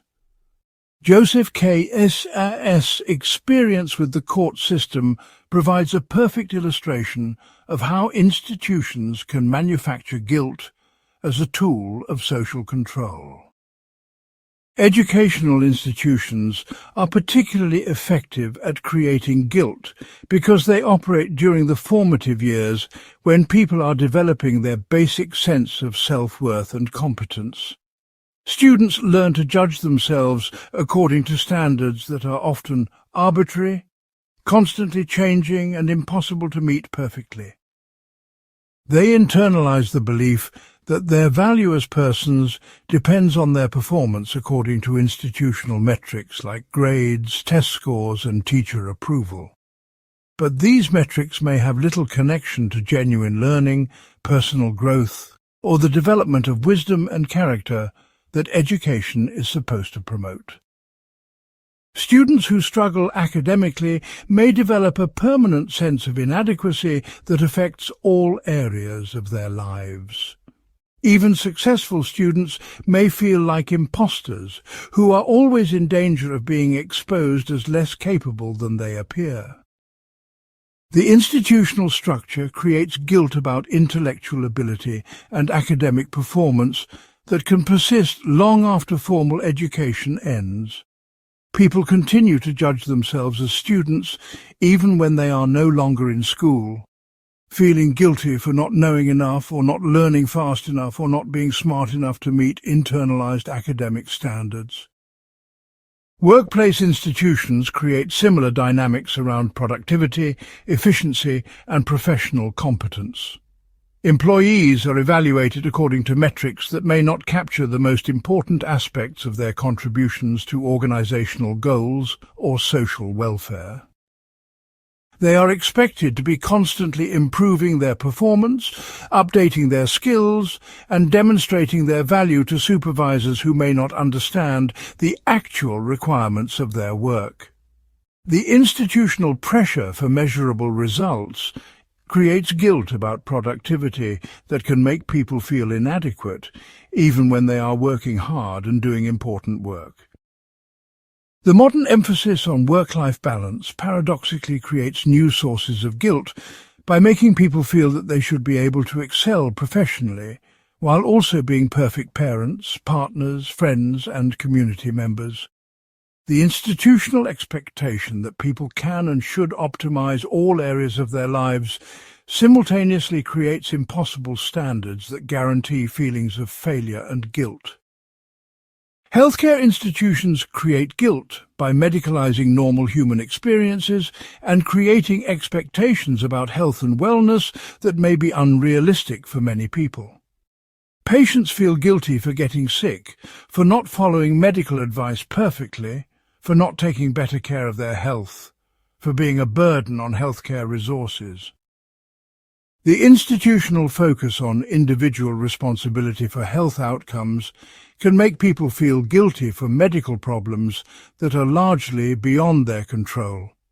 Prevention messages that are meant to help people make better health choices can become sources of guilt and anxiety when they imply that illness is always the result of poor personal decisions. The medicalization of normal aging, emotional distress, and life challenges creates guilt about not being healthy enough, young enough, or emotionally stable enough to meet institutional definitions of normal functioning. People begin to judge themselves as patients rather than as complete human beings, feeling guilty for having bodies and minds that do not work perfectly according to medical standards. The institutional creation of guilt is particularly insidious because it appears to be rational, scientific, and objective. Organizations present their standards and expectations as necessary requirements for achieving important social goals like education, productivity, and health. People who feel guilty about not meeting institutional expectations often blame themselves, rather than questioning whether the expectations are reasonable or appropriate. They internalize institutional values and use them to judge themselves, even when those values conflict with their personal beliefs or life circumstances. This makes institutional guilt particularly difficult to recognize and resist because it masquerades as legitimate moral concern about important personal and social responsibilities. The result is that many people spend their lives feeling guilty about failing to meet standards that were designed to serve institutional needs rather than human flourishing. Part 22. Kafka's influence on modern psychology. Kafka's literary exploration of guilt without crime anticipated many important developments in psychological theory and clinical practice. His insights about the unconscious sources of guilt, the role of internal judgment in psychological suffering, and the paradoxical effects of self-examination influenced generations of psychologists, psychiatrists, and therapists. The psychological patterns he dramatized through fictional characters helped clinicians recognize similar patterns in real patients and develop new approaches to understanding and treating psychological distress. His work bridged the gap between artistic insight and scientific knowledge in ways that enriched both domains. The concept of unconscious guilt that appears throughout Kafka's work became central to psychoanalytic theory and practice. Clinicians learned to look for sources of guilt that patients could not consciously identify, but that were nevertheless shaping their behavior and emotional experience. The idea that people could feel guilty about crimes they had not committed in any literal sense helped therapists understand symptoms that did not fit obvious patterns of cause and effect. Patients who felt inexplicably anxious, depressed, or self-critical often discovered through therapy that they were struggling with unconscious guilt about childhood conflicts, repressed desires, or family dynamics. Kafka's literary treatment of these themes provided a rich vocabulary for describing psychological experiences that were difficult to capture in purely clinical or theoretical language. Therapists could refer to Kafkaesque situations to help patients understand their own experiences of being judged by authorities they could not identify according to standards they could not understand. Modern cognitive psychology has identified many mental processes that parallel the psychological dynamics Kafka explored in his fiction. The concept of automatic thoughts, for example, describes how people can have streams of self-critical internal dialogue that operate below the threshold of conscious awareness, but strongly influence mood and behavior. These automatic thoughts often involve harsh judgments about personal adequacy, moral worth, and future prospects that are not based on realistic assessments of actual circumstances. People may feel guilty, anxious, or depressed because of internal mental processes, rather than because of external events or clear moral failures. Cognitive therapists help patients identify and examine these automatic thoughts in ways that parallel Joseph Camus. S attempts to understand the charges against him. The therapeutic process involves making unconscious psychological processes visible and subject to rational examination, but like KAS investigation, this process can sometimes reveal more complexity rather than providing simple solutions. The psychology of perfectionism also shows strong connections to themes in Kafka's work. Perfectionistic individuals often feel guilty for not meeting standards that are impossibly high and poorly defined. They judge themselves according to ideals that cannot be achieved consistently and that may not even be clearly articulated. Like Joseph K., they find themselves constantly on trial before an internal court that never explains its criteria for judgment and never reaches a final verdict of innocence. The perfectionist's guilt is often objectless in the sense that Kafka explored. It is not connected to specific failures, but to a general sense of not being good enough. This makes perfectionist guilt particularly difficult to address through behavioral changes because it is not really about behavior but about identity and self-worth. Contemporary trauma psychology has also found insights in Kafka's work, particularly his exploration of how past experiences can create present suffering without clear causal connections. Trauma survivors often experience guilt, anxiety, and other symptoms that seem disproportionate to their current circumstances because they are responding to psychological wounds that are not fully conscious or integrated. The guilt that trauma survivors feel is often similar to the objectless guilt that Kafka dramatized. It is real and painful, but not connected to anything they have actually done wrong. Therapeutic approaches that help trauma survivors understand the psychological rather than logical origins of their guilt draw on insights that Kafka anticipated in his literary work. The recognition that guilt can be a symptom of psychological injury rather than evidence of moral failure has transformed how clinicians approach many forms of mental distress. Kafka's artistic exploration of these themes helped prepare the conceptual ground for these therapeutic developments by showing how guilt could be understood as a complex psychological phenomenon rather than simply a moral response to wrongdoing. Part 23. The role of language in moral confusion. Language plays a crucial role in creating and maintaining the kind of moral confusion that Kafka explores throughout his work. The words we use to describe moral experiences often carry hidden assumptions and create conceptual traps that make clear thinking about ethics more difficult rather than easier. Joseph Cahill. Struggles with the court system are partly struggles with language. He cannot understand what he is accused of, partly because the legal language used to describe his situation does not correspond to any normal use of moral and legal concepts. The court speaks a language that sounds like ordinary legal discourse, but operates according to rules that make normal legal language meaningless. The word guilt itself illustrates how language can create conceptual confusion in moral thinking. In German, Schuld can mean both guilt in the psychological sense and debt in the financial sense.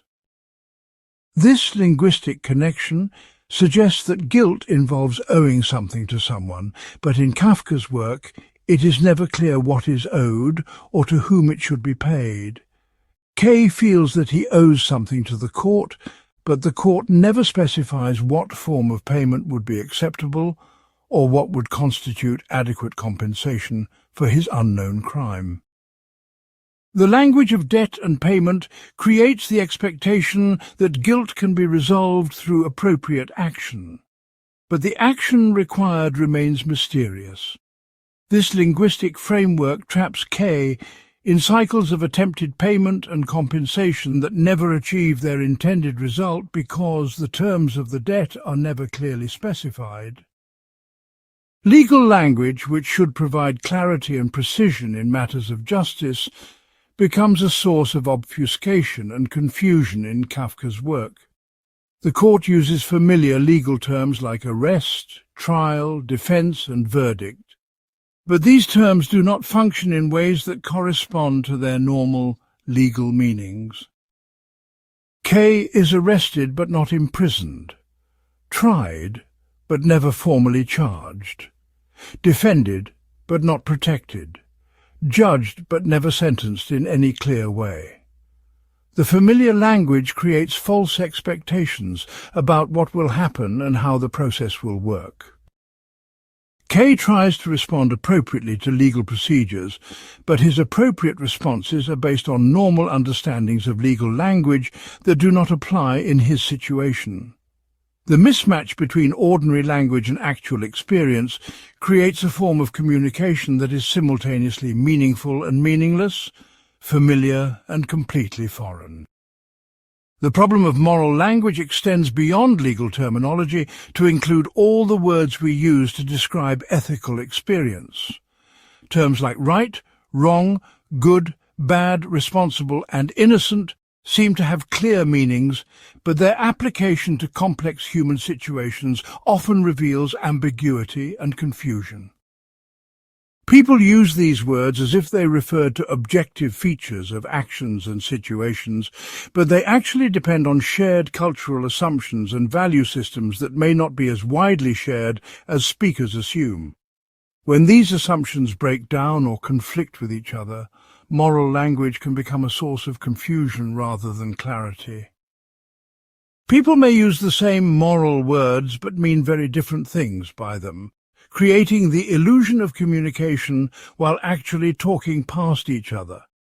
This linguistic confusion contributes to the kind of moral uncertainty and guilt that Kafka explored, where people know that moral categories matter but cannot determine how to apply them correctly to their own situations. The therapeutic use of language also creates problems similar to those that Kafka identified in legal language. Psychological and psychiatric terminology can become a new form of moral language that claims scientific objectivity but actually embeds particular value judgments and cultural assumptions. When people describe their experiences using clinical terms like depression, anxiety, dysfunction, or disorder, they may think they are being more objective and precise than if they used ordinary moral language. But clinical language carries its own moral implications about what counts as normal, healthy, or appropriate behavior. People can feel guilty for not being psychologically healthy in the same way that others feel guilty for not being morally good. The shift from moral to therapeutic language does not eliminate the problems of judgment and self-criticism that Kafka explored. It simply relocates them to a different conceptual framework that may be less transparent about its value commitments and moral assumptions. Part 24. The temporality of guilt, past, present and future. Kafka's exploration of guilt reveals complex relationships between past actions, present consciousness and future possibilities that challenge ordinary assumptions about moral responsibility and temporal causation. Normally we think of guilt as a response to past actions. You do something wrong, then you feel guilty about what you did. But the guilt that Joseph K. experiences seems to operate outside normal temporal categories. He feels guilty in the present about a past action he cannot remember and may never have performed, while facing a future judgment that may never arrive or may have already occurred without his knowledge. This temporal confusion reflects deeper problems about how moral consciousness relates to time and memory. The past that is morally relevant may not be the same as the past that can be historically documented or personally remembered.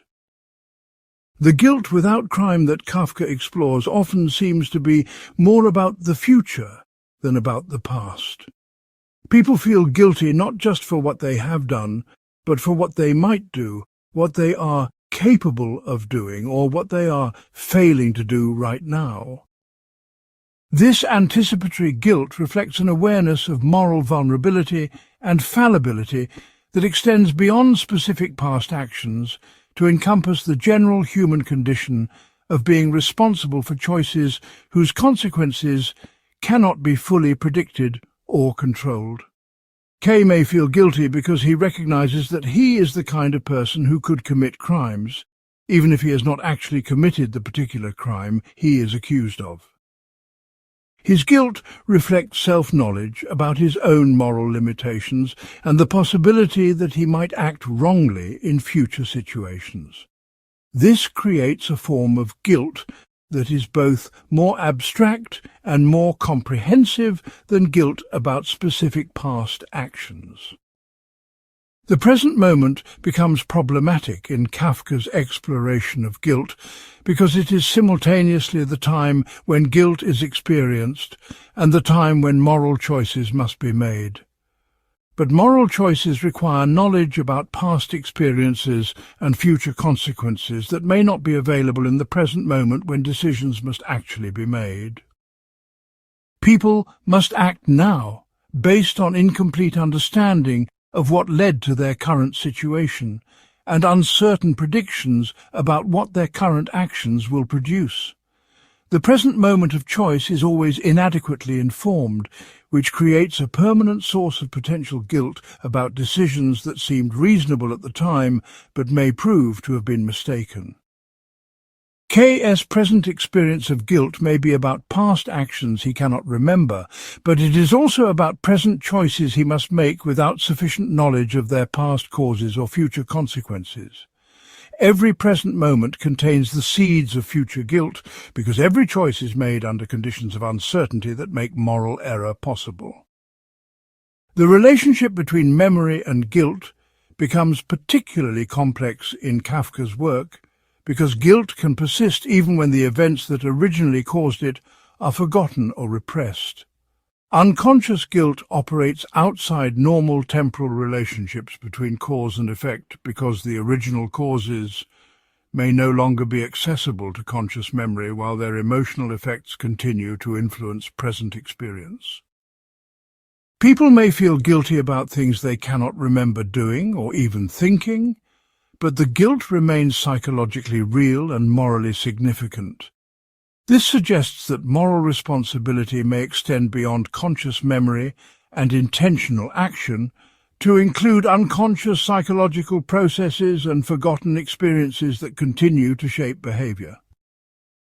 The temporal scope of moral responsibility becomes much larger and more complex when unconscious and forgotten elements are included in moral evaluation. People become responsible not just for what they consciously choose to do, but for psychological patterns and emotional reactions that operate outside their direct control and clear memory. The future dimension of guilt in Kafka's work reflects an awareness that moral evaluation is never complete because the consequences of actions continue to unfold over time in ways that cannot be predicted or controlled. Present actions may have future consequences that change their moral significance in ways that cannot be anticipated when the actions are performed. Good intentions may produce harmful results, and harmful intentions may accidentally produce beneficial outcomes. The moral meaning of actions depends partly on consequences that lie in the future and may not become apparent for years or decades after the actions are performed.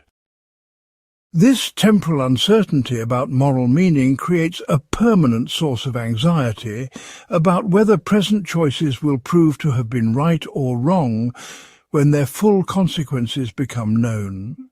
K.A.'s guilt may be about actions whose moral significance has not yet been fully determined because their complete consequences have not yet unfolded in time.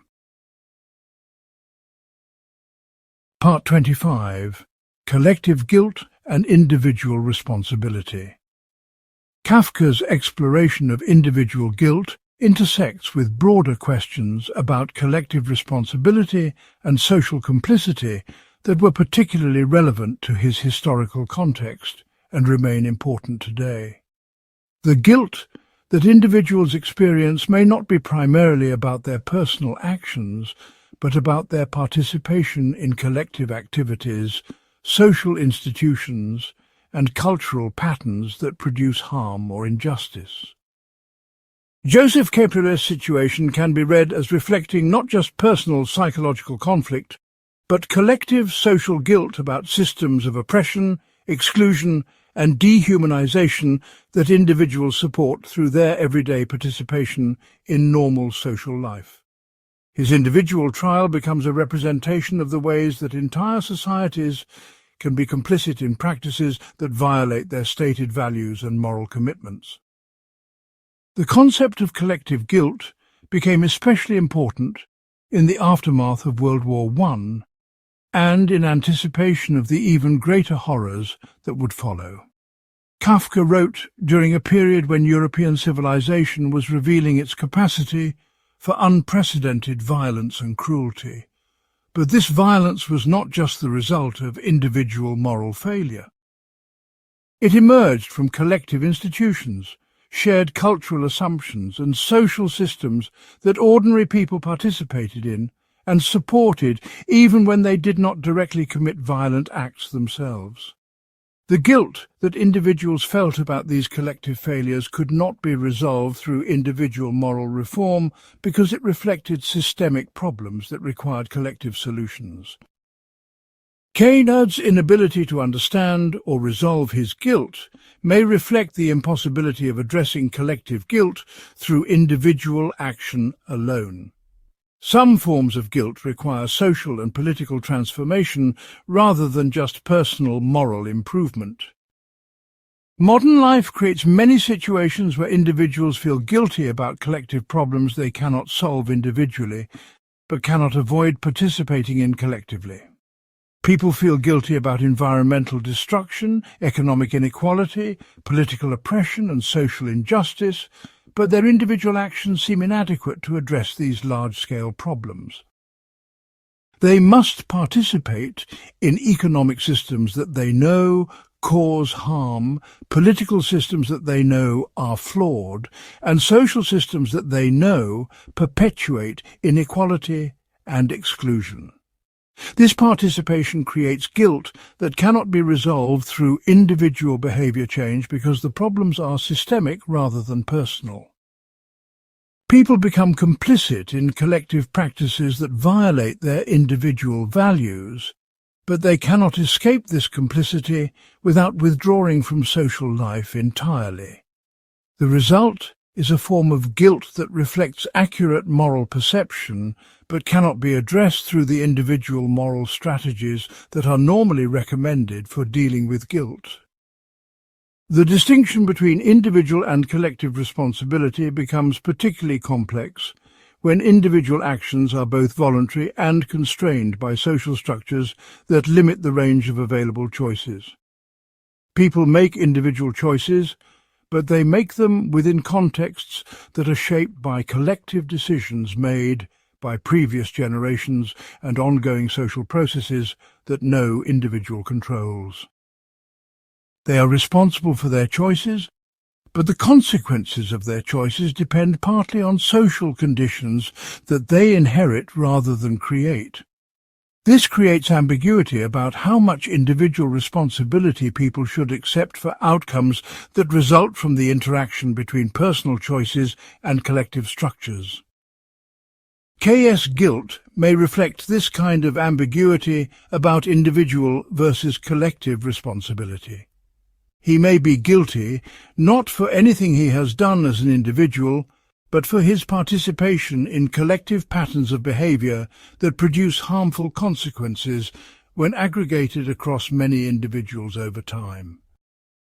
The therapeutic and political implications of collective guilt are quite different from those of individual guilt. Individual guilt can sometimes be addressed through personal therapy, behavior change, or spiritual practices that help individuals understand and modify their own actions and attitudes. But collective guilt requires collective solutions, political action, social reform, cultural transformation, and institutional change. Individuals who experience collective guilt may need to become involved in social movements and political activities rather than just focusing on personal moral development. But collective action also creates new forms of moral uncertainty, because political movements can produce unintended consequences, and because the means necessary for political change may conflict with individual moral principles.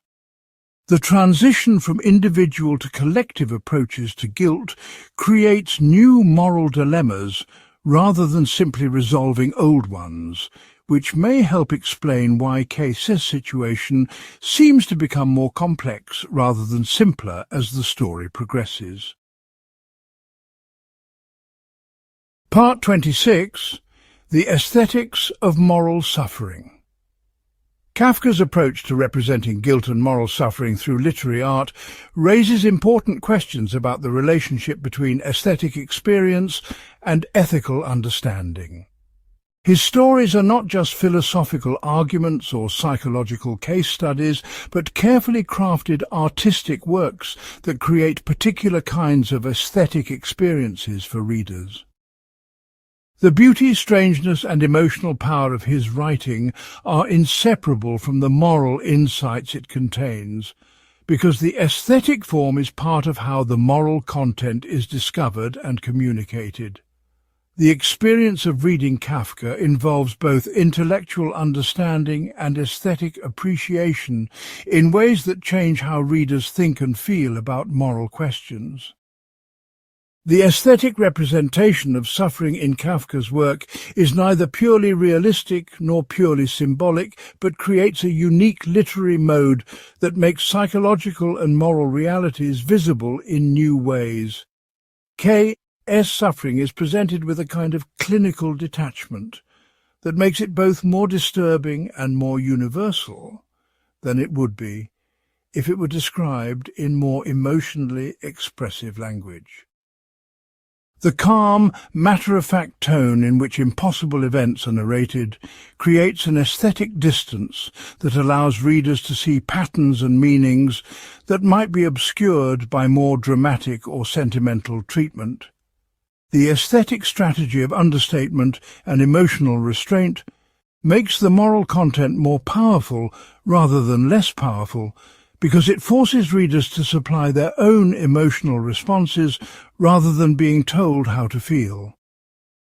The incomplete, fragmentary quality of many of Kafka's narratives creates an aesthetic experience that mirrors the incomplete, fragmentary quality of moral understanding itself. Readers are left with questions, ambiguities, and unresolved tensions that parallel the moral uncertainties that characters experience within the stories. This aesthetic incompleteness is not a failure of artistic craftsmanship, but a deliberate strategy for representing moral and psychological realities that cannot be captured through conventional narrative resolution. The aesthetic experience of reading unfinished stories reproduces some of the same frustration and uncertainty that moral consciousness produces in real life. Readers learn something about the nature of moral experience through the process of struggling with aesthetic puzzles that have no clear solutions. The form of the artistic experience becomes part of its moral content in ways that make Kafka's insights available through aesthetic means rather than just through intellectual analysis. The relationship between horror and comedy in Kafka's work creates a complex aesthetic experience that prevents readers from responding to moral suffering in simple or predictable ways. K.'s situation is simultaneously tragic and absurd, deeply disturbing and darkly funny. This combination of responses reflects the complexity of real moral experience, where serious moral problems often have ridiculous aspects and where human dignity and human folly are often intertwined. The aesthetic strategy of mixing horror and comedy forces readers to hold contradictory responses in tension rather than settling into comfortable emotional reactions that might obscure important aspects of the moral situation being explored. The discomfort of not knowing whether to laugh or cry creates an aesthetic experience that parallels the discomfort of not knowing whether to feel guilty or innocent that K experiences throughout his trial. The aesthetic confusion becomes a way of representing moral confusion without simply describing it in abstract terms. The lasting aesthetic appeal of Kafka's work suggests something important about the relationship between artistic beauty and moral truth. Stories that are primarily vehicles for moral instruction or social criticism often lose their power when the specific moral and social contexts that inspired them are no longer current. But Kafka's aesthetic achievements seem to preserve and transmit moral insights across different cultural contexts and historical periods because the artistic form captures something essential about moral experience that transcends particular moral content. The aesthetic structure of guilt, anxiety, and moral uncertainty that his stories create continues to feel relevant to readers who face very different specific moral problems than those Kafka himself confronted. This suggests that aesthetic representation may be particularly important for exploring moral themes that are universal rather than historically specific, and that the artistic exploration of moral consciousness may reveal truths that are not easily accessible through other means of inquiry. The aesthetic dimension of moral understanding may be essential rather than ornamental, necessary rather than merely helpful, for grasping the deepest aspects of human moral experience. Part 27. Kafka and the Crisis of Modern Authority. Kafka's work captures a fundamental crisis of authority that characterizes modern life, and that helps explain why traditional approaches to resolving guilt and moral uncertainty no longer work effectively. In traditional societies, clear authorities existed to provide guidance about moral questions, resolve disputes about right and wrong, and offer forgiveness or punishment for moral failures. Religious leaders, community elders, family patriarchs, and established institutions had recognized authority to make moral judgments and provide moral guidance. But modern life has undermined many of these traditional sources of moral authority without replacing them with equally clear and widely accepted alternatives. The result is that individuals must navigate moral questions without reliable external guidance, which creates the kind of moral uncertainty and persistent guilt that Kafka explores throughout his work. Joseph K.'s inability to find anyone who can explain his situation or provide authoritative guidance about how to resolve it reflects this broader crisis of moral and institutional authority. The court system in The Trial represents authority that claims legitimacy but cannot demonstrate its legitimacy through rational explanation or effective action. The judges, lawyers, and other officials speak with the voice of authority and expect to be obeyed, but they cannot explain the principles they represent or achieve the goals that legitimate authority should serve. They have power, but not wisdom, influence, but not insight, the ability to command, but not the ability to justify their commands. This represents a broader pattern in modern institutions where authority is often based on position, procedure, and tradition rather than on demonstrated competence, moral insight, or genuine service to human needs. People are expected to accept institutional authority even when that authority cannot provide convincing reasons for its decisions or effective solutions to the problems it is supposed to address. The result is a form of authority that creates compliance without respect, obedience without trust, and submission without genuine legitimacy. The crisis of authority that Kafka explores has been intensified by modern developments in science, technology, and social organization that have made traditional forms of moral authority seem outdated or irrelevant. Scientific knowledge has undermined religious and traditional explanations of moral truth by showing that many beliefs about the natural world that supported traditional moral systems are factually incorrect. But science itself cannot provide authoritative answers to moral questions because scientific methods are designed to discover facts about the physical world rather than values about how people should live. Technology has created new moral problems that traditional authorities never had to address and may not be equipped to handle effectively.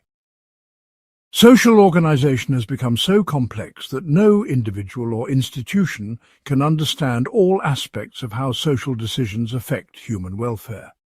The result is that people face moral choices that are more complex and consequential than ever before, but they have less authoritative guidance about how to make those choices well. The democratic ideal of individual moral autonomy, which is supposed to be liberating, can become another source of guilt and anxiety when individuals do not feel capable of exercising moral autonomy wisely. Democracy assumes that ordinary people can make good, moral and political judgments if they have access to adequate information and freedom to choose. But many people feel overwhelmed by the complexity of moral choices they are expected to make and uncertain about their ability to choose well. They want moral guidance and authority, but democratic culture tells them they should not defer to external authorities, but should think for themselves.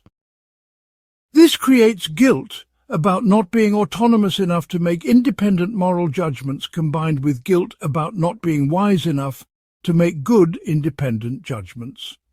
People feel guilty both for depending too much on external authority and for not having adequate internal authority to replace external guidance with reliable self-direction. The search for new forms of legitimate authority that can provide moral guidance without undermining individual autonomy remains one of the central challenges of modern life. People need some sources of moral wisdom and guidance that are more reliable than individual judgment alone. But they also need to preserve the freedom to reject guidance that proves to be wrong or harmful. Kafka's work suggests that this search may be more difficult than is commonly assumed because the need for authority and the need for autonomy may be in permanent tension rather than capable of being perfectly reconciled. The guilt without crime that he explores may reflect this unresolvable tension between the need for external moral guidance and the necessity of individual moral responsibility.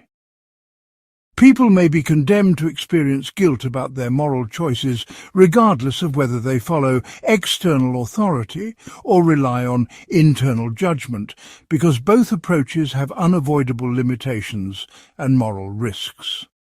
The crisis of authority that Kafka diagnosed may be a permanent feature of modern moral consciousness, rather than a problem that can be definitively solved through better institutions or more enlightened individual thinking.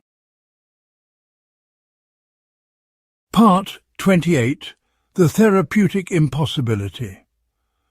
One of the most challenging aspects of the guilt that Kafka explores is that it seems to resist all the normal therapeutic approaches that are designed to help people overcome psychological suffering.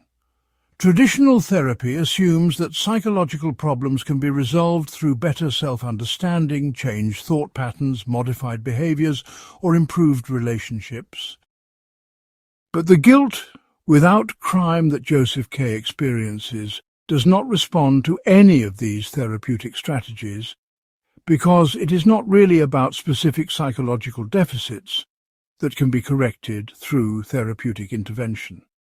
It reflects fundamental aspects of the human condition that may not be curable because they are not really diseases, but rather unavoidable features of moral consciousness itself.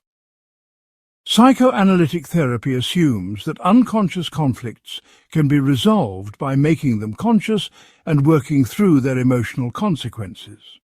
But K.'s problem is not that he has unconscious conflicts that need to be made conscious, but that consciousness itself creates problems that cannot be resolved through increased consciousness. The more he tries to understand his situation, the more complex and troubling it becomes. Self-examination reveals new layers of moral uncertainty rather than providing clarity and resolution. The psychoanalytic goal of replacing unconscious guilt with conscious understanding may actually increase rather than decrease the total amount of guilt and anxiety that people experience.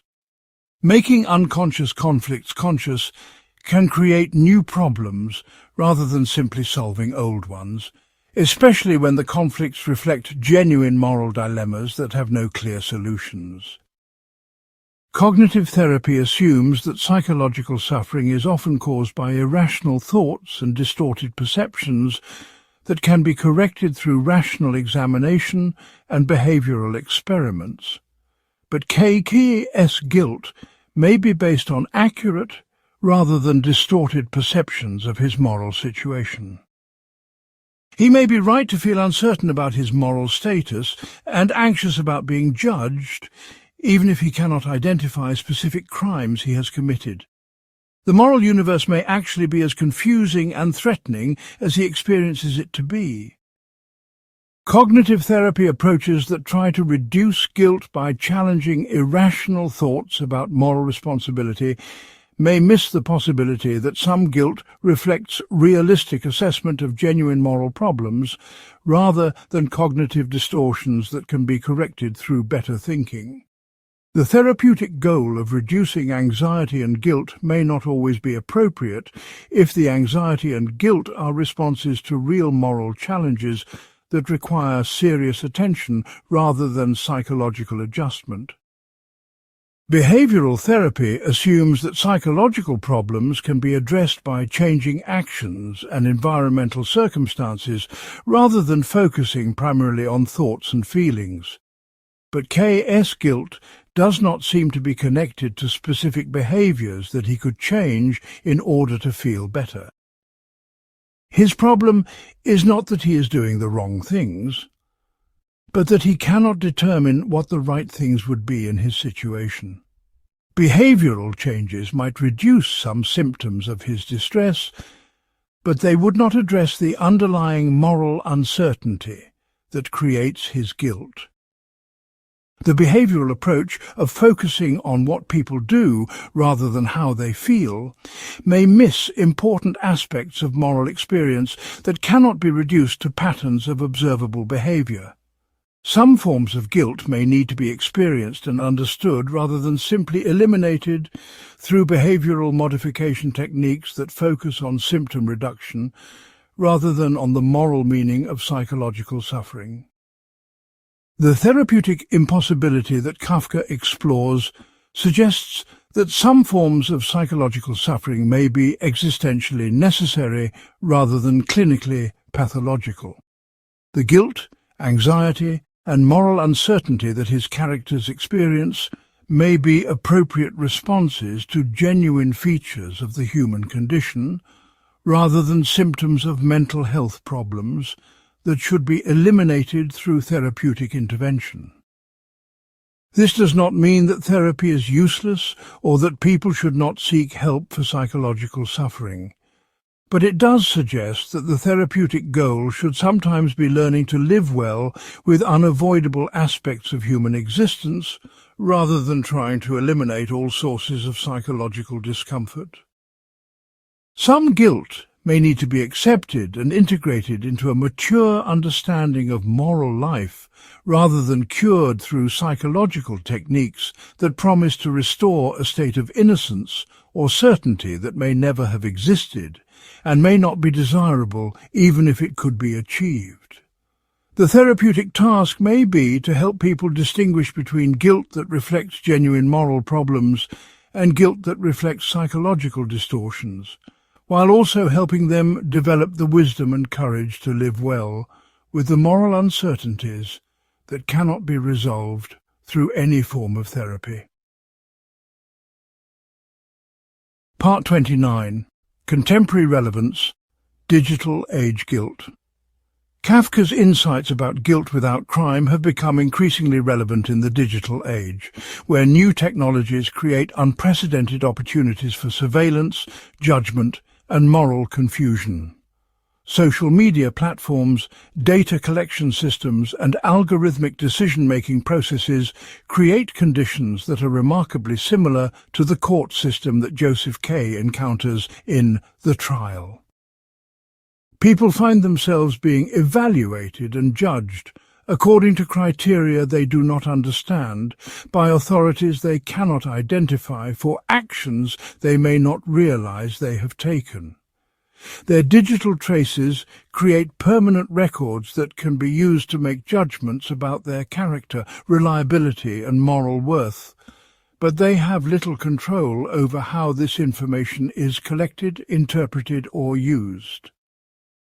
The phenomenon of cancel culture and public shaming through social media creates guilt dynamics that closely parallel those Kafka explored in his fiction. People can find themselves accused of moral failures and subjected to widespread condemnation without clear due process or opportunities for effective defense. The accusations may be based on actions taken years earlier under different circumstances, statements taken out of context, or associations with other people who are considered problematic. The standards for judgment are often unclear and constantly changing, making it impossible to know in advance what actions or statements might lead to public condemnation. Like Joseph K., people caught in these situations often cannot determine exactly what they are accused of or what they could do to restore their reputation and social standing. The punishment continues indefinitely without clear criteria for redemption or forgiveness. Digital surveillance creates new forms of anticipatory guilt, where people feel anxious about being watched and judged even when they have nothing to hide. The knowledge that all digital activities leave traces that could potentially be monitored and evaluated creates a form of self-consciousness and self-censorship that resembles the psychological state Kafka described.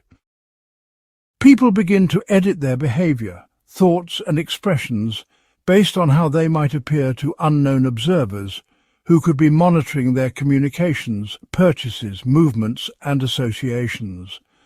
This creates guilt about privacy itself, as if the desire to keep aspects of one's life private were evidence of having something morally questionable to conceal. The possibility of constant surveillance makes people feel potentially guilty for any thought or action that might be misunderstood or judged harshly if it were to become public.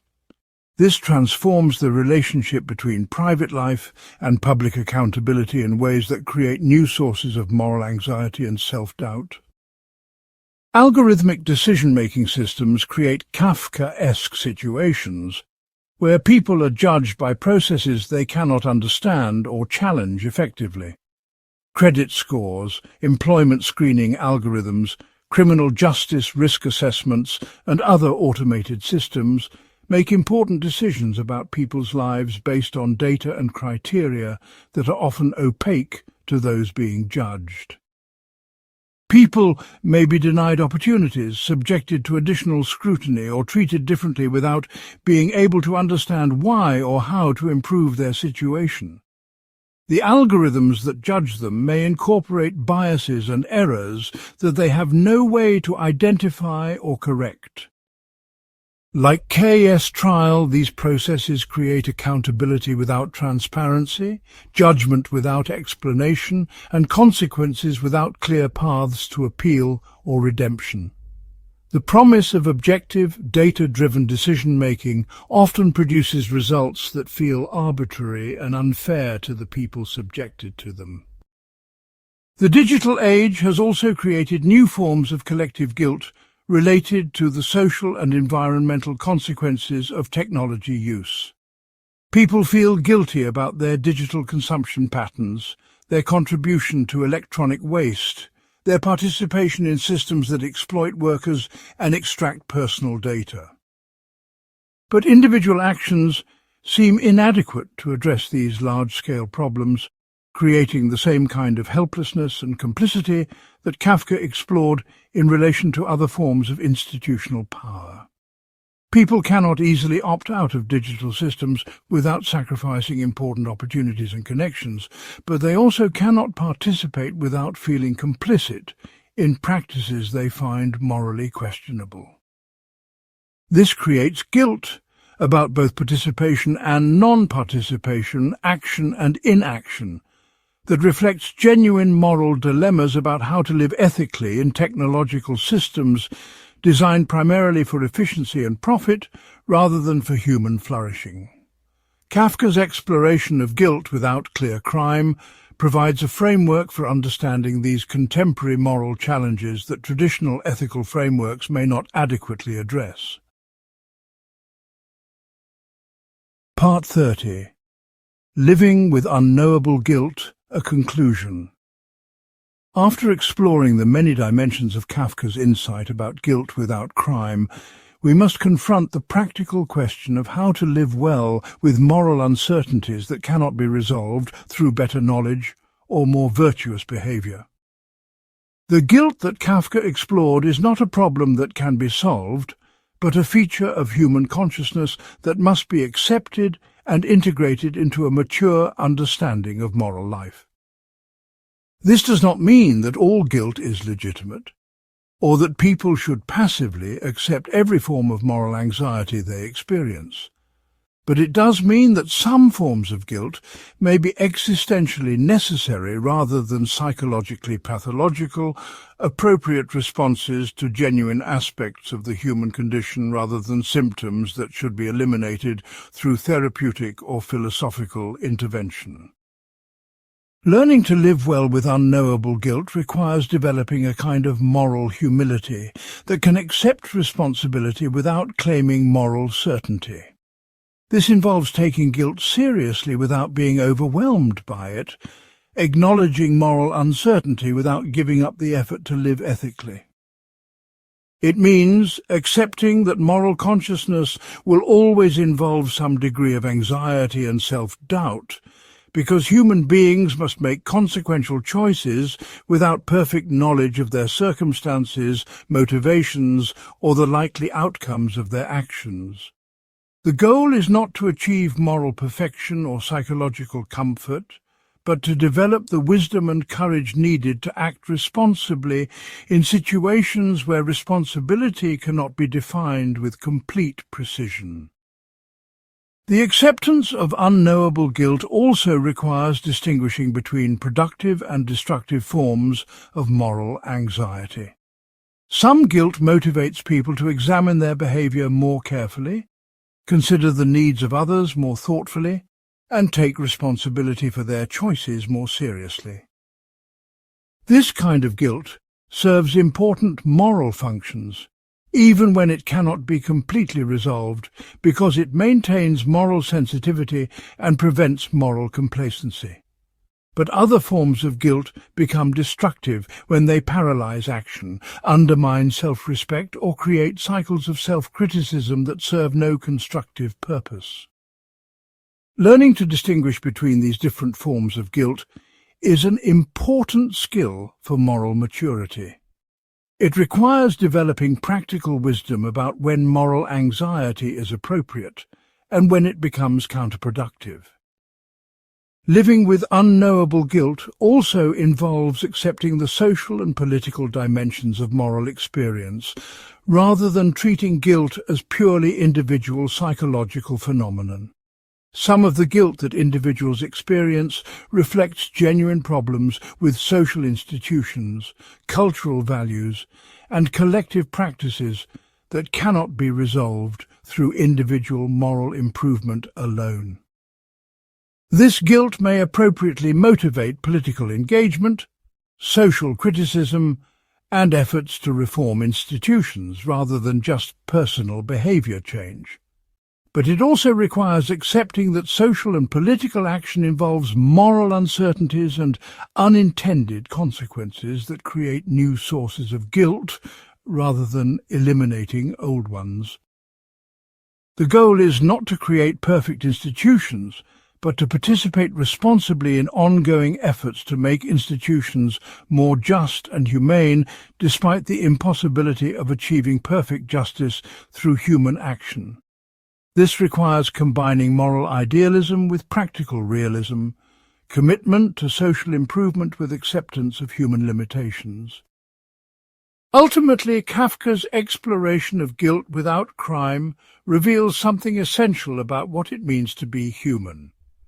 To be conscious of moral questions without having access to final moral answers, to be responsible for choices without being able to control all their consequences, to seek meaning and purpose while recognizing the possibility that meaning and purpose may not be given, but must be created through human action in cooperation with others.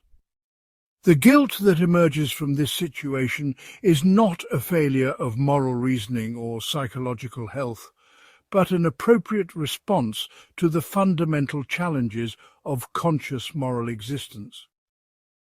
Learning to live well with this guilt requires developing forms of wisdom, courage and compassion that can function effectively despite moral uncertainty rather than waiting for moral certainty before acting. It means accepting the burden of moral responsibility while also accepting the limitations of moral knowledge, taking guilt seriously while not allowing it to become overwhelming, striving for ethical improvement while recognizing that ethical perfection may not be achievable.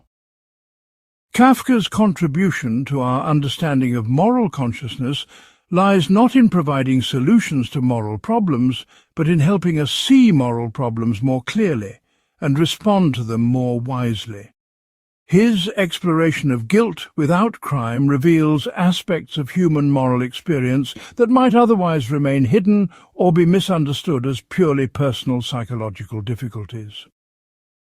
By showing how guilt can be both real and mysterious, both individual and social, both psychological and philosophical, he expanded our vocabulary for understanding moral consciousness and our capacity for responding to moral challenges with appropriate complexity and nuance.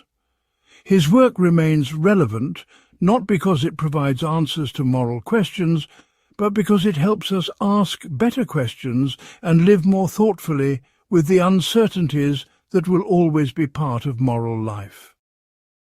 The enduring power of Kafka's insights suggests that the problems he explored are not merely historical curiosities, but permanent features of human consciousness that each generation must confront in its own way. The specific forms that guilt without crime takes may change as social conditions change, but the underlying challenges of moral consciousness remain constant across different cultural and historical contexts. Understanding these challenges more deeply, as Kafka helps us do, may not eliminate the difficulties of moral life, but it can help us approach those difficulties with greater wisdom, courage and compassion for ourselves and others, who must also navigate the complex terrain of moral consciousness without perfect maps or final destinations. In learning to live well with unknowable guilt, we learn something essential about learning to live well as human beings.